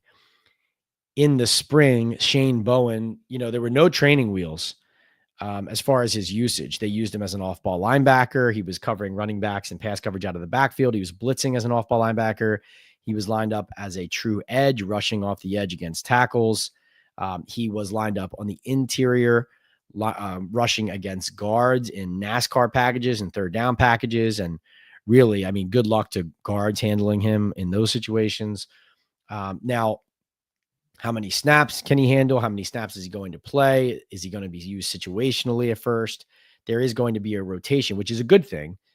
You would think between him and Kayvon and Brian Burns, so that Burns and Thibodeau don't have to play every single snap, especially like what Burns did last year, that type of thing. You've invested a lot in these guys, but at the same time, a rotation helps, right? You want to keep guys fresh. You want to keep guys at their peak. You want to get them back into the game feeling ready to make a play right away. And so I think that Abdul Carter's usage, the way that Shane Bowen deploys him, and his playmaking ability could end up being the biggest X factor on the team. So that is one thing I'm watching as I walk into training camp is how does his presence dramatically change the dynamic of the defense? That I think will go a long way to telling us what kind of steps maybe even the team can take, even if the offense needs to score. If the offense doesn't score, the Giants aren't taking dramatic steps. But if the offense gets better and manages games and doesn't turn the ball over, and Carter turns out to be a menace, now maybe you're talking about a team that can kind of do what the 2022 team did with Martindale and Daboll, where you're coaching every week a little bit differently to your opponent, but you're creating game plans where the offense and defense complement each other. Maybe Carter helps unlock that. Chris Peace, great to see you. Good evening, Pat. Just got here. What's the big question of the day? A lot of big questions, Chris. I think what I started with was Thibodeau and Jermaine Illuminor talking trash. Are we going to see more fights, more brawls right out of the gate in training camp? The big question of the day, I think, Chris, is, Shane and Daboll, the pressure they're facing, how that's going to affect the decisions they make throughout camp with the quarterback position in particular. We talked a lot about Jackson Dart here today already, and on down the line. You reminded me, though, when you said big question of the day, like I said, we led off talking about Kayvon Thibodeau and Jermaine Illuminor talking trash on social media prior to arriving at training camp. And you're bringing me to my next top storyline of things I'm watching. And that is, listen, I know Instagram isn't real life. And I know you can be fooled by perception not being reality. But I was also at practices and OTAs there on the field, watching these guys play and practice and looking at their builds, what work have they put in, who looks bigger, who looks heavier, who looks leaner, those types of things. Kayvon Thibodeau unquestionably has put in an enormous amount of work this offseason on his body. He looks as big, as strong, and as motivated as I've seen him. Now, for good reason, obviously. They drafted a player at his position, number 3 overall. They also paid Brian Burns at the same position $1 gazillion the year before. So the writing is on the wall, even with the 5th-year option picked up the next year. Where does that place Thibodeau, right? This essentially becomes a contract year, even though they have the 5th-year option on the back end for 2026. If the team goes in the tank, does he become trade bait? Are they going to re-sign him? If push comes to shove and they're not going to re-sign him, yes, they have him under contract for another year. Is that something Kayvon doesn't want, or does he stick through New York for another year? What happens if the regime is changing, right? There's just a lot of factors there. The bottom line is it's a huge year for Kayvon. It looks to me like he has put in the work And even though we're going to talk more about Abdul Carter, Dexter Lawrence, Brian Burns, Paulson Adebo, and Javon Holland, even new additions who got paid in free agency to join and hopefully upgrade the defense. I think Kayvon Thibodeau is a guy that we're gonna be talking about because he was encouraging in a lot of ways as a rookie. He has tailed off and not been as impactful. Even things like the run game and setting the edge have gotten worse since Martindale and the Wilkins brothers were no longer here. But I think that Thibodeau is showing signs that he's aware of it and he understands he has to not only put in the work, but get the results that the work is supposed to generate. And so that'll be interesting to watch. Yes, I agree that GM will throw Daboll under the bus if it gets tough. He runs the Giants like a political campaign, trying to spin everything about his bad drafting, free agent signings, and salary cap handling. That is GCN talking. That is user GCN talking. But hard to disagree with that characterization of how the Giants operation comes off at points. That's just a fact. GCN says the NFL prints money. Giants have more money than anyone. Gotcha. Okay. Steve says stability is a motivator, especially while trying to attract minority owners. Right, exactly. As far as like retaining staff and retaining GM and coach into this season.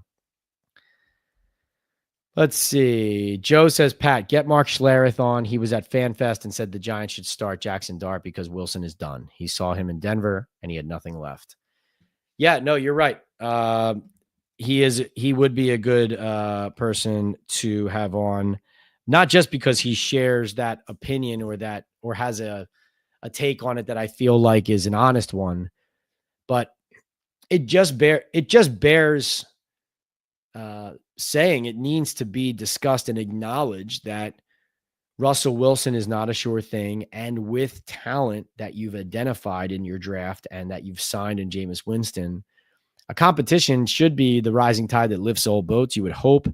I would say that, like Willie Colon, we did an interview. It's also on the YouTube channel that you can watch. PL on NFL's YouTube channel. Subscribe, turn the notifications on. You'll know when we're going live. Got a lot of highlights and fun content coming on YouTube Shorts. Check that out. But Willie Colon's opinion on that was, on the other hand, he said he can see, the logic behind naming Russell Wilson the starter early is that you want to get everybody kind of swimming in the same direction. And with naming Russell Wilson the starter early, you eliminate like the distraction of, well, who's our guy? And you eliminate people fracturing and one side preferring this guy, another guy preferring another, and everybody kind of just gets in line behind the leader. Also, Russell Wilson has been serving the role as the guy who has set the new tone in leadership and course for the Giants. This was a team that last year, one of their greatest weaknesses was a lack of leadership with Saquon and Xavier McKinney let to walk out the building. And so, they've also treated Russell Wilson as a leader of their team and not just their quarterback. So that's what gums it up and makes it a little tricky. But I do think that's a good suggestion by you and a valuable opinion, or at least perspective. Gary says, hi, Pat. Do you think there is a real battle for cornerback 2? I'm glad you asked that. That is also one of our top storylines to watch, Gary. That is the position battles to watch. That's the top one to watch. Deonte Banks looks like he is in a competition with Cordell Flott for that cornerback 2 spot. If not, that they trust Flott more and are going to try to give it to him unless Banks takes it back. Frankly, Banks last year got thrown into the fire, and in a different defense, he was not able to handle it. And the Giants, in a lot of ways, left him on an island. And he's a young player who was really struggling under the pressure. And, even the defensive leaders, guys like Dexter Lawrence, they just were not able to shoulder the responsibility of trying to shepherd players like that while also making plays themselves. So yes, definitely a battle at CB2. Art Green also had a really good spring. Guy to watch. Dane Belton did at safety as well. At inside linebacker, something to watch. Bobby Okereke and Micah McFadden look like they're, penciled in as the starters, just as they were last year. But Darius Muasau, a guy who played a ton in the spring with Okereke, not on the field a lot.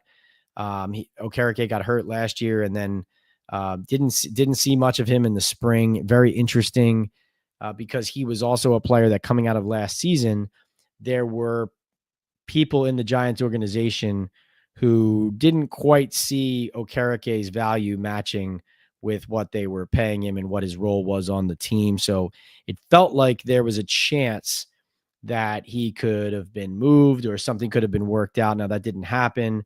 There was a roster bonus picked up, I believe. And so Bobby Okereke is in the mix. He's on the team. But it just seems like, that with a draft pick they really like at that position, Bobby not being on the field late in the spring, I'll just be interested to see how that position works out. So I'm not sitting here and calling it a battle right here and now, but I am saying keep an eye on that position. It's not nothing. And then we talked about wide receiver and quarterback. Quarterback, like I said, there deserves to be a competition. And wide receiver, we mentioned it very early in the podcast, but Wan'Dale Robinson has some value as a playmaker, but I do think the Giants would benefit from having, a true, like, unguardable slot. Everybody does, obviously, but in Daboll's offense, Russell Wilson and what he needs, I think that if they can get a Gabe Davis into the building, if they can, rotate Nabers a little bit more inside, or, get somebody in the slot who's just better able to get open, catch the ball, and be that X factor on those key downs. Even if it's in a rotation with Wan'Dale Robinson still in it, I think that's something to watch as well. Joe says people compare Dart to Hurts of the Eagles. If he's that good, he should start. He definitely has that skill set, Joe. But, that's not people saying that he's as good as he is right now. That's people saying that they see him being that type of player. Rick says, sources inside and outside the building are saying there's distance between Schoen and Daboll. Eager to see them together at Wednesday's presser. What will be your first question? My first question, Rick, I haven't decided that yet. That's a good question by you. I think it could end up being related to how they're managing their players and their bodies and practice loads and management. That's not a sexy topic, but it's definitely one I'll be interested to see how they manage, how the players are feeling. How hard are they practicing? Are they giving out a lot of rest and vet days? Are they putting their feet to the metal? And it's all gas, no brakes, right? That's something I'd be very interested to see and hear. I definitely think something along the lines of the pressure to win needs to be asked. I think the quarterback position and whether there's a competition for the starting job or not has to be asked. That's probably number one. So that's where I'm at with that. Hirsch, great to see you. Joey B says, where's my swag, Pat? I'm still looking for Talkin Ball shirts. I'm at camp Thursday.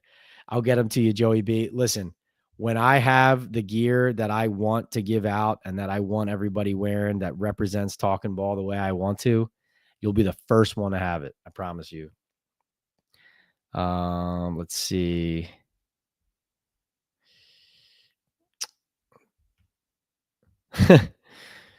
Joe says Jerry Jones, the greatest GM in NFL history, keeps waiting to sign Micah Parsons. Now he's going to pay him $42 to $45 million a year. All right, let's see. Let's get to some of you guys. Buckshot says Daboll is not a head coach. The crap that happened to Wink, he throws coaches and players under the bus. I hope he has changed. God, I pray. That's true. Yeah, there's so much ugly that's happened here, and it really is almost Twilight Zone that this is the same staff, but here we are. A2Z me says Pat is Dart's number one fan. I wouldn't say that, but I would say that, listen, he could be a breath of fresh air to all this. He's something new. He's something potentially exciting, brings optimism, brings promise, brings a little bit of unknown, right? So, Abdul Carter in different ways like that too. And he went on Talkin Ball. So what am I going to do? Not give him the benefit of the doubt? No, just kidding. No, but it was really nice to have him on. He was very personable, and I was grateful for that. Jimmy wants to know who quarterback 2 is for the Giants heading into camp. Is it Dart? I mean, there were times at practices in the spring when it was. If it is, then Jameis should be on another team. Jamal says, I hope we get rid of Daboll after this year. I can't believe people don't see he's not a good head coach. Can't blame Daniel Jones after this season. Let's see. Joe says, this is Pat, is this Neal's walk year? They're never going to re-sign him. Another Shane bust. Yeah, 22, 23, 24, 25, 4 years. I'm a fan, says, glad you're back, Pat. You need to get Phil or Chris Sims on Talkin Ball. Yeah, no doubt about it. They're also on the Believe Network. Both great guys, extremely knowledgeable. Phil has been on the show once or twice, I think. Excellent guest as always. Haven't had Chris on yet. So may need to get Chris on to talk about the QBs and those skill sets and do that breakdown. That'll be interesting to see. Let's see. JFed doesn't want Odell. Neither does GCN. Jimmy says, who is QB2 behind Russ? Oh, right. You asked that. Yeah. Listen, clearly there was definitely some jockeying in the spring of Dart and Jameis at the QB2 position. There just didn't seem to be a competition for one. So we'll see if that changes. Right now, I would say, the Giants are pretending like it's, or not pretending. The Giants are profiling as, based on their investments, that it would be Russell Wilson, Jameis, Jackson. But there were times in the spring when Jackson was the second quarterback up going down into the later spring. All these guys got different opportunities with different units at times. Definitely seems like Tommy DeVito is an afterthought in that rotation. So, I've been saying from the get-go, I think Jameis Winston, it just doesn't seem to fit here based on what they've now done with the draft pick, with the Russell Wilson. It's almost like they signed Jameis and Russell Wilson together without knowing how the draft was going to go. And now that they've drafted Dart, if they like him at all, then he's probably going to play pretty early. And if that's the case, then why would Jameis Winston even be on the roster? Because then you wouldn't even be going to him, right? So, let's see. Jamal says, I know it isn't training camp yet, but I've been hearing that Daniel Jones has impressed with the Colts. Some are saying he will beat out Anthony Richardson. I could tell you without anyone telling me that he will beat out Anthony Richardson. Like, he will. That's one of those things where the Colts are trying to play it carefully because they don't want to trash Anthony Richardson, who was an enormous investment of theirs, but also he has some serious shortcomings. And so, like, I would honestly be surprised if Daniel Jones wasn't the starter in week 1. And that'll be a really interesting thing to watch. That was not on my list of top storylines, but it's definitely something that that bears watching, is kind of the comparison of what Daniel Jones does with Shane Steichen as Brian Daboll takes on Russell Wilson. Let's see. Do I expect Jackson Dart to play the majority of the snaps in the preseason? I think he'll play a good amount. I think that they'll spread it out. Like, Russell Wilson will get limited. Jameis Winston will get enough that he's showcasing himself if he's still on the team then. Jackson Dart should get ample development time and opportunities, and then Tommy DeVito probably play a bunch. I think it's dangerous to, like, look at Drew Lock last year. They threw him out there with Josh Azudu at tackle, and he was getting just destroyed back there in the preseason. So you don't want to put Jackson Dart in for tons of preseason snaps behind a line that can't protect him either. So you gotta be careful with that. But he does have to play. He does have to develop. So I think they have to strike a balance. Jacob says, Pat, long time no see, buddy. How are you? Jacob, thanks for asking that. How are you? I'm doing well. I needed the time. I needed the time off. I needed the reset. I needed a breather. I've been so excited about what Talkin Ball has become, what it's going to become, what you guys have helped me build here, about the guests we have coming, about all my plans for 2025 and beyond. But because we're growing here, it took some, strategy conversations and work and some planning, some restructuring of things. It's a lot of time and work on the back end to make it be what it really deserves and needs to be for you, the fans. Like if I'm doing this and we're doing it right, then it's, as you guys know, once we get started, as we are here on July 21st, 2025, it doesn't stop, right? It's foot on the pedal. It's full tilt. It's you and me going on this ride and on this journey together. Breaking down the Giants, breaking down the NFL, me getting inside, discussions about these players, injuries, breaking news here on these lives with you, having guests on. We're going to do more of that this year, having people on these lives to talk with you all, try to cross promote other great Giants content creators. We did a great episode with Authentic last year. So more of that is coming. But it was nice to take a breather and kind of step back this spring and just kind of, reset. So, but thanks for asking, Jacob. I'm thrilled to be back with you guys. A2 says, I missed that episode. Dart was on this show. Nice. Congrats, Pat. Going to check it out after this. Yeah, A2. It's a nice quick interview, about 15 minutes. Was able to get him right before Fanatics Fest. And thanks to Fanatics for helping me set that up. But yeah, it was a really good chat, really good interview. And grateful that he came on. Happy he did. I think you'll like it.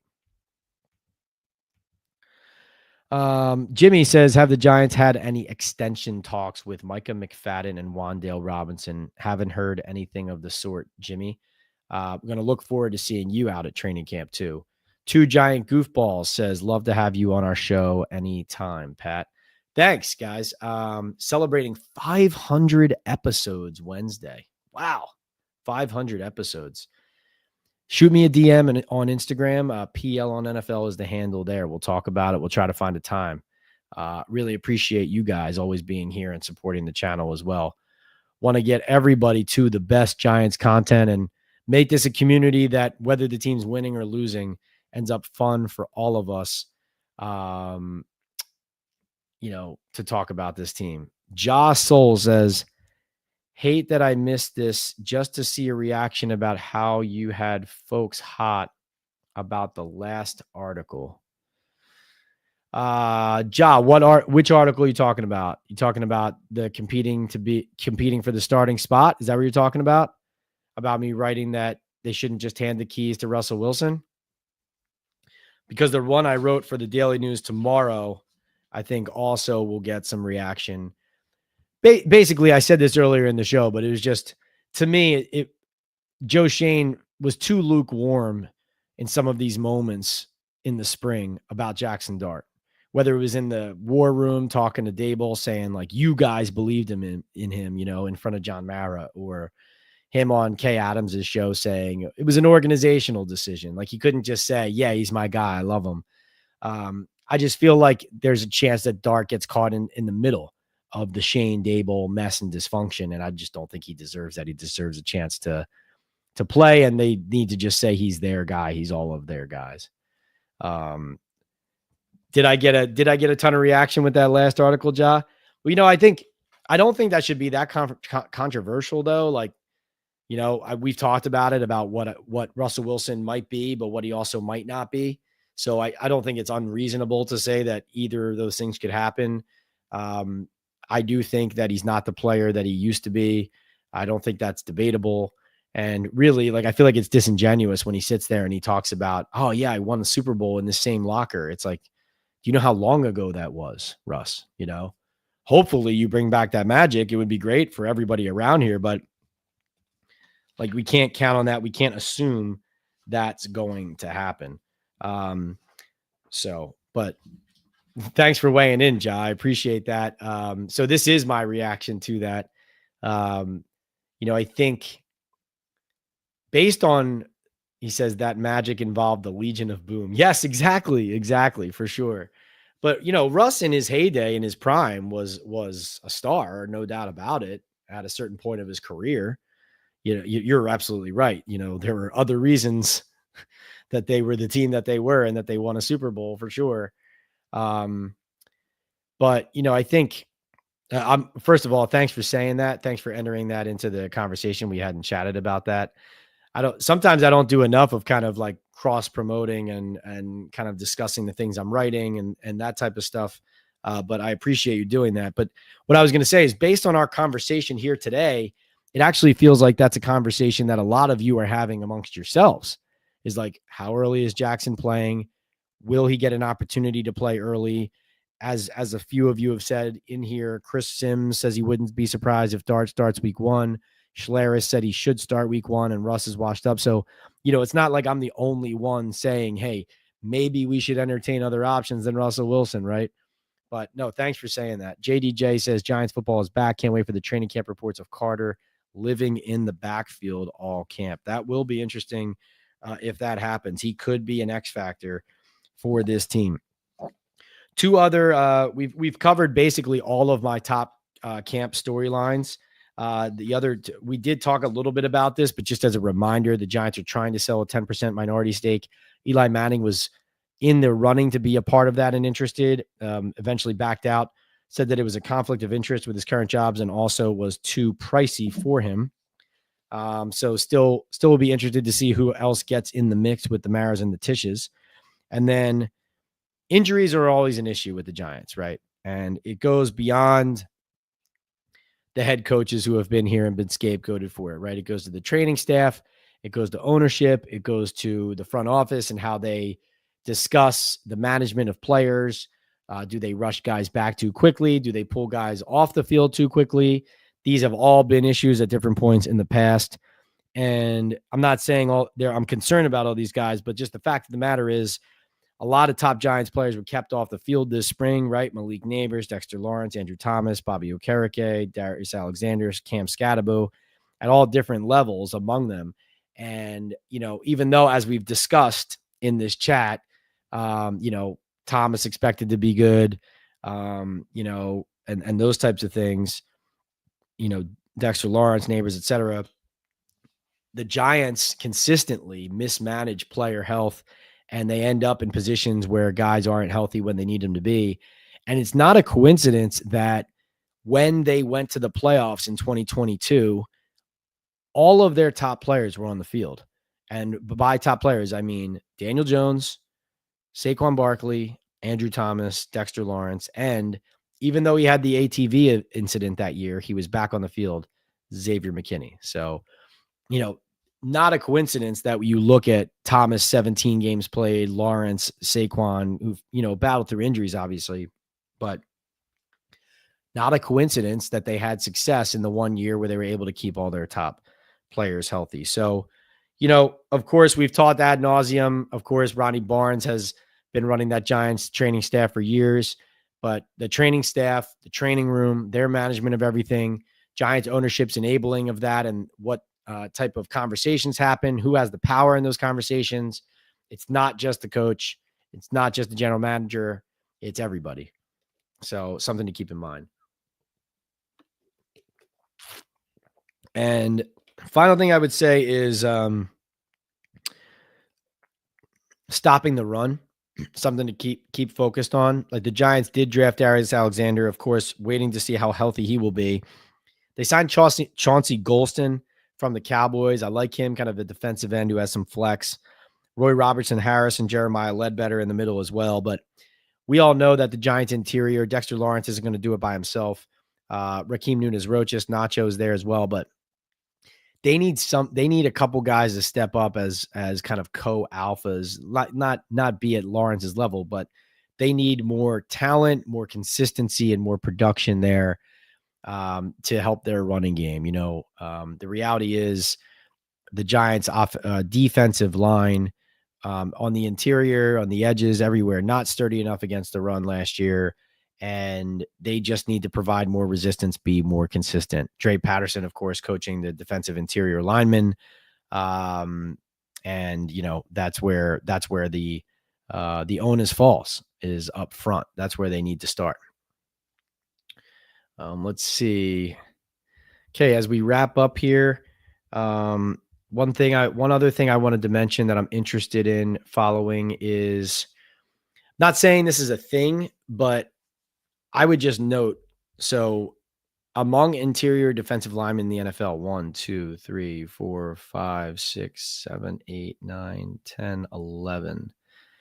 So Dexter Lawrence at the moment, all of a sudden, after signing that extension just a couple years ago, he is tied for 10th highest paid interior defensive lineman in the NFL. As you know, he is largely ranked as the top interior defensive lineman or defensive tackle in the NFL. If he's not the number one, he's, number two, essentially. So that's an interesting one to kind of keep in your back pocket. I'll be curious how he handles that. He was there in the spring, even though he wasn't really practicing. He was doing like individual stuff.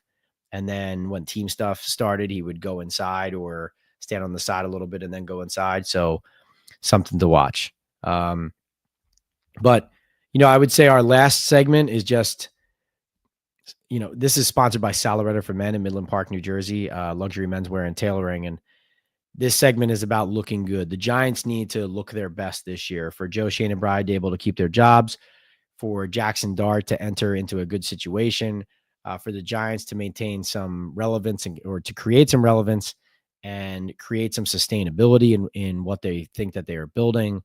The Giants need to look their best, and looking their best means practicing well, practicing hard, making sure that they are ready to play in week 1. Looking their best means not waiting until weeks 4 or 5 to feel like they're actually playing competitive NFL football. Looking their best has been a challenge in week 1. And this is something you're going to get sick of hearing me say leading up to this regular season opener. But here is how the Giants have fared in week 1 under Brian Daboll and Joe Schoen. In their first season, they won narrowly with some aggressive coaching by Daboll, 21-20 in Nashville at the Tennessee Titans. In 2023, they lost 40-0 at home to the Dallas Cowboys. In 2024, they lost 28-6 at home to the Minnesota Vikings. So now they go on the road to Washington in week 1, September 7th. Does it benefit them that they're not in front of the restless home crowd? Maybe. Does it counter that benefit that they're facing Jaden Daniels and a Commanders team that could be challenging for another deep playoff run? But it'd be interesting to see. But looking good will mean working hard right out of the gate here in training camp, and the Giants not putting kid gloves on, not letting rest and vet days define a country club training camp. You don't want to run people into the ground, but this is the NFL. This is make or break time for Schoen, for Daboll, for the Giants. It's a make or break season. And the fact of the matter is they need to run a camp that reflects that. I saw somebody ask me if Cam Scatterbo could win the Giants RB1 job.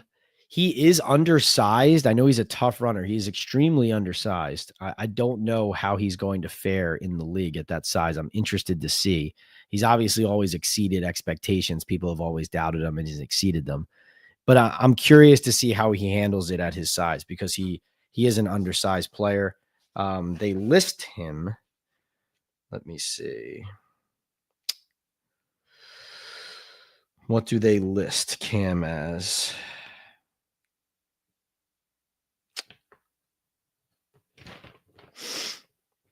They list Cam Scatterbo as 5'11", 215. Feels generous looking at him, 5'11", but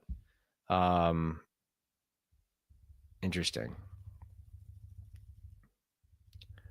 All right, let's see. All right, rapid fire through a last few questions, and then we'll get out of here. We've been going 2 hours. Thank you so much to everybody who's tuned in to Talkin Ball Live with Pat Leonard here. We have returned to our regularly scheduled programming here on YouTube on the Believe Network. All right. No, Russell Wilson does not have his office at the Giants like he had with the Broncos. He did, however, do an off-season media tour of wearing sunglasses around the New York area, though. JDJ says, I think Jackson Dart starts against the Patriots as his first game. That gives him 2 months of practice time, and I think Daboll will trust he's improved enough by then. Well, that probably means the Giants are having an okay season. Like that would, if they wait that long to play him and have the luxury to, that might be something positive about what it reflects about what they're doing. I think he'll play earlier, but thank you for that, JDJ. He says Giants stay with the worst injuries and injury management. Evan Neal's sore ankle became a fractured one, and he may never be the same again. Right. Yes. The Evan Neal ankle saga. That's right. Giant Topic wants the Giants to re-sign a Jermaine Illuminor, versatile and dependable. But with the Steelers extending their right tackle for $88 million, does this change anything? I think Illuminor has to prove a lot from just a consistency perspective, off-field leadership, reliability. And also, I think just because he was serviceable last year, I think he got overrated a little bit by the fan base. Like I'm not saying he's bad. I'm just saying, like, I think him backing up last year with a better year this year would put me in the mood that you're in, or closer to the mood you're in, than after last season. That's how I feel. Like, show me it again, and then we'll talk, is how I feel about that. JDJ says, haven't stopped the run since Leo Williams left, sadly. Interestingly enough, even he struggled too at times, but it has gotten worse since he left. No, it is not the turf's fault. Stop. But yes, the players have always wanted grass. Expecting a big rookie year from Darius Alexander, says 2 giant goofballs. Good prospect, playing next to Sexy Dexy should help. Yeah, want to see him on the field. Haven't been able to see him on the field yet, but hopefully that is what the Giants are counting on, seriously, or clearly. Joe says Ryan Dunleavy, my competitor / media room colleague at the Post, is saying Dart is going to be a controversy for the quarterback room. Is there truth to that?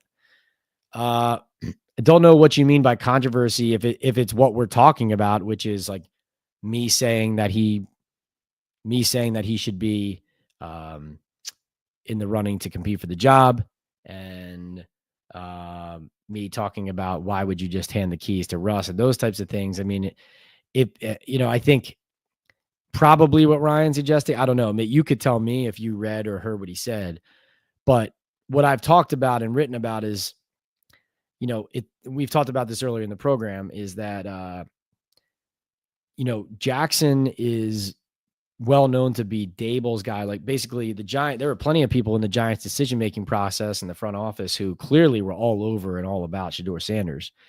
And the process didn't get steered towards Jackson Dart in a meaningful way until Daboll got involved after the regular season was over, after the Giants were out. And, listen, Joe Schoen not only talking lukewarmly about Jackson Dart in some of those moments, but also, admitting that they didn't make a decision about which quarterback they preferred until the week of the draft. Like, that's not a strong endorsement. So all of that is to say that it's controversial from a standpoint of, like, he could be, like, Daboll's guy, but not Joe's. So does his fortune affect how blame gets assigned and who stays and who goes in the front office and the coaching staff? If that's what he's referring to, then that's what I've been saying too. That and the starting job discussion. Do I think they move off Bowen if the defense struggles early? He seems to have a ton of pressure on him to use all of his talent. Yeah, I think they would probably scapegoat him in that sense, but I don't think it would be fair because, all of the problems are, bigger than him. I think he would just end up being a scapegoat. Is the roster rated 30th? I think the ratings just came out, says Joe. Yeah, I think I saw somewhere had 27th, somewhere had 30th. This is still a team that doesn't match up talent-wise with a lot of the teams that it plays. And so that's where, I say it all the time, but it's like you feel like you're living in the Twilight Zone when people are surprised you don't expect the team to flourish, and then you hear, but they have the 30th ranked roster, right? Hey, Barbara, what's going on? Barbara says, hi, Pat. I finally caught a live show. I think the defense will be much improved and keep the Giants in more games. I hope they don't rush Dart this year. Yeah, you want the defense to be everybody wants the defense not only just to be better, but also to like kind of create more of an identity than the team had last year. But I will keep saying this, like the identity for a winning team in the NFL now, usually, mostly, most places needs to be scoring points, right? Like I know the Eagles defense really turned it up last year and in the Super Bowl obviously dominated, but they had an offense too, right? They have basically the best offense in football. They had a quarterback who won Super Bowl MVP. They had Saquon Barkley, 2,000-yard rusher. And so, you need to score points and have an offense that's formidable to win in the NFL. Scatterboo needs to beat out Motor first, and I think he will before the year ends. Yeah, yeah. They have so much invested in Singletary, and it feels like, everybody already knows that's not it. Yes, Joe, we are back. So we're back 2 times a week before games start. So Mondays and Thursdays. And then once the preseason game starts, we're 3 times a week. So Mondays and Thursdays, 9 p.m. And then once the game starts, Mondays, Thursdays, 9 p.m. And then the games post-game from the press box, wherever we are, home or away. You know that. Love those post-game lives. We're going to bring more guests on the lives than we've ever had. We're going to have guest shows with me, Benny Fowler, and guests. Sometimes it'll be just me and a guest if we can't link it up, but we're going to bring you interviews, information, analysis, breaking news, more content on YouTube Shorts than you've seen. If you don't already, please follow me on TikTok, Instagram, and YouTube. That's all the same handle, PL on NFL, same as on Threads. And then you have Twitter is P Leonard NYDN. That's on X or Twitter. Let's see. JDJ says, predict the first camp fight. Is it going to be Scatterbo and Thibodeau, Theo versus Carter? We know there will probably be one. Yeah, right? Theo Johnson and Abdul Carter didn't sound like they were best buddies, right? That's not a bad guess, actually, JDJ. Neither of them said anything, that jumped out as heartwarming about their time at Penn State, that's for sure. No, I mean, you got to go with the odds-on favorites, right? Thibodeau and Illuminor right now, or Brian Burns and Hudson. But this is the thing. Hudson probably won't be with the first team if Thomas is on the field there. So you got to go with the odds-on favorite, Thibodeau and Illuminor. Sneaky one would be like Dexter Lawrence entering the fray because he wasn't really doing team drills. Look, Dexter Lawrence getting in there and then maybe Thibodeau shoving with Illuminor, and then maybe it becomes like Dex and Illuminor. That could be the kind of sneaky one. Yes, those fights already happened in the spring. He's asking for a training camp fight. Joe, you're on the list to co-host. You know this. So listen, here's the deal. Our sponsors, we're so grateful to them. This is Talkin Ball Live with Pat Leonard. Brought to you here by MyBookie Sportsbook. So you're going to go to MyBookie and, that was my other sponsored segment. So MyBookie, thank you all for being here for Talkin Ball Live with Pat Leonard. Really appreciate it. So MyBookie, the code there is Leonard. It's my last name, Leonard. You're going to go to MyBookie. MyBookie, I have the link. It's linked in all of my profiles on social media. Go to MyBookie. Use the promo code Leonard, Leonard. You can get up to $1,000 in welcome bonuses. And this is just a great site for playing your NFL picks all season long. Right now, they have odds that you can play from week 1 spreads. You can already on MyBookie bet bet on Arch Manning as the odds-on favorite as the number 1 pick in the NFL draft next year. And on we go. We do, if you're not familiar with what we do here, last season, I did Pat's picks every week with MyBookie. I picked against the spread for every NFL game, every week, all season, all the way through the playoffs. Anyone who bet with me and deposited knows that you won and you were way ahead at the end of the year with MyBookie, tailing all of my picks. So get in on the action today. Not just football, obviously. They have tons of great games. The casino is there waiting for you. Major League Baseball is hot right now. If you're following the Yankees, the Mets, and summer baseball, if you're big into that like I am, Get in on the action now that the All-Star break is over on mybookie.com. So that brings us to our final segment, which is my big bet of the week. And my big bet of the week is that in the first week of training camp, that Jameis Winston will make waves in some way. That could be with his play on the field, just obviously being a guy who's creating explosives. It could be that the market heats up early for his services elsewhere, and the conversation we keep having about, does he really fit? Is he actually a trade candidate? Maybe that comes to pass.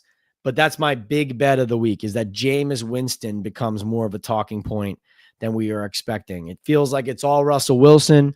It's all Jackson Dart. That will be a name to keep an eye on. Jameis Winston. We've talked about all those things already today. Is Jameis Winston going to be a fit on this roster? Is he playing tonight? Or is he, is there really a space for him to play in the season? If Russell Wilson struggles, is Jackson Dart just going to go right in? So where does that leave Jameis? Right? He's really in an odd spot on this roster. So that's my big bet. That's Pat's big bet of the week. Jameis Winston, a player for you to watch. Yes, I will. JDJ says he hopes the first camp fight isn't Bowen versus Daboll. That's funny. Joe says, are you going to be at camp Thursday? I will be there with the wife and kids. Yes, I will be there Thursday, Joe. Let's link up. Let's text. I'll find you. You find me. Would love to chat. Would love to hang out. And he says, no trivia question tonight. You didn't give away any Estate 98. Yeah, so still partnered with Estate 98, Joey B. But they are, how would I put it? Just like I am taking another step and growing, so is Estate 98. And so come the fall, we're going to have more from Estate 98. But right now, just taking a break and kind of resetting on how I'm presenting them to you, what they're bringing to you, what they have to offer. But Estate 98 will come back. But good point, Joey B. I'll have to get the trivia question hooked up with one of these other sponsors then in the meantime. So here's your reminders. Boom Chaga Mushroom Super Drink. It's boomchaga.com. Use the Talkin Ball 25 code on this QR code or just on the website, boomchaga.com, to start feeling the difference today. You have Chaga has the ability to lower cholesterol, reduce inflammation, and improve immune and heart health with beta-glucans and antioxidants. Sweet Dreams, Rise and Shine, Midday Boost are the cold tea drinks and flavors that you have to try. My Bookie also, that's the place you have to go to play, is My Bookie. Telling my picks all through the regular season. We're going to talk betting. We're going to talk the lines. We're going to talk about their movement. I was plugged in all of last year. You made money if you tailed me last year with My Bookie, not just for football. Baseball is going on right now. You could have played the Open Championship on there. There's golf. There's tennis. There's esports. And of course, you have live betting. You have the live casino, racing. Whatever you are into, My Bookie has. You just want to go to My Bookie, play today with mybookie.com. The link is in my bio everywhere, but it's My Bookie, and the promo code at My Bookie is Leonard, Leonard. Also, of course, hooks, rubs, and spices. Like I said, smoking sweetness right here. Smoking sweetness is the flavor. It's tailgating season. It's the summer. You're doing your cookouts. You're at the lake. You're at the pool. You're tailgating your favorite team. Hooks, Rubs, and Spices is bringing the flavor to you. They have tons of flavors, tons of award-winning flavors, and great swag. Like I said, Brisket. Check out this shirt. Brisket. I'm rocking it right now. Great swag, great hats, great t-shirts. Go to hooksrub.com and use the Talkin Ball code at checkout. Get 15% off your entire order. And of course, Sal Loretta for Men in Midland Park, New Jersey. Stay fresh, stay looking good, like I do for my arrivals at Giants and NFL games with Sal Loretta for Men. I'll see you out there, Joey B. Is this on? The mic says 100. Keep it 100. Hunter says, have a good one, Pat. Don't be afraid to ask Daboll the important questions. I know you will hold him accountable. You got it, Hunter. Thank you. Joe, yes, the schedule is Monday and Thursday, 9 p.m. Eastern for Talkin Ball live with Pat Leonard here on the YouTube channel. Subscribe, have that notification on. You'll get the reminders, even if you forget some weeks. Once we get into the season, it's Monday, Thursdays, 9 p.m. Eastern. And then after every game, usually about an hour and a half to 2 hours after every game, I'm always trying to do them as soon as possible after those games. Think of it as a post-game show brought to you as inside the Giants as you can be, as soon as you can be after those games. But for now, I am thrilled to complete our first live chat back for the 2025 season. Hooks, Rubs, and Spices. Where is it? Hooks, right on the shirt right there. Jared, thank you for partnering with us. Thank you for believing in us, just like Boom Chaga does, just like my bookie does, just like Estate 98 has, just like Salaretta's does. We're continuing to build, continuing to grow. This has been Pat Leonard from the Talkin Ball with Pat Leonard podcast and the New York Daily News saying thank you to all of you, especially the super chatters, Joey B, Tuto. Thank you so much for paying in, for setting the table, for setting the example. It feels so good to be back. Took the words right out of my mouth, Joe. See you guys next time. If you missed any part of this chat, we went over tons of storylines for camp, and I answered tons of questions. You'll be able to see the chat. You'll be able to see the chat rewind and see all my answers to them. Thank you all for being here. See you Thursday, 9 p.m. Eastern, after I cover the first couple days of camp, the first couple practices. As you know, so much happens every day in these days of camp, from injuries to taking attendance, who's there, who's not, who's on PUP, who's playing with the first team, second team, what does the depth chart look like, how does Dart look, all of those things I will have my eyes and ears on the sideline at Giants camp. You don't get this anywhere else. You don't get this type of insight anywhere else. See you here next time. Thank you so much.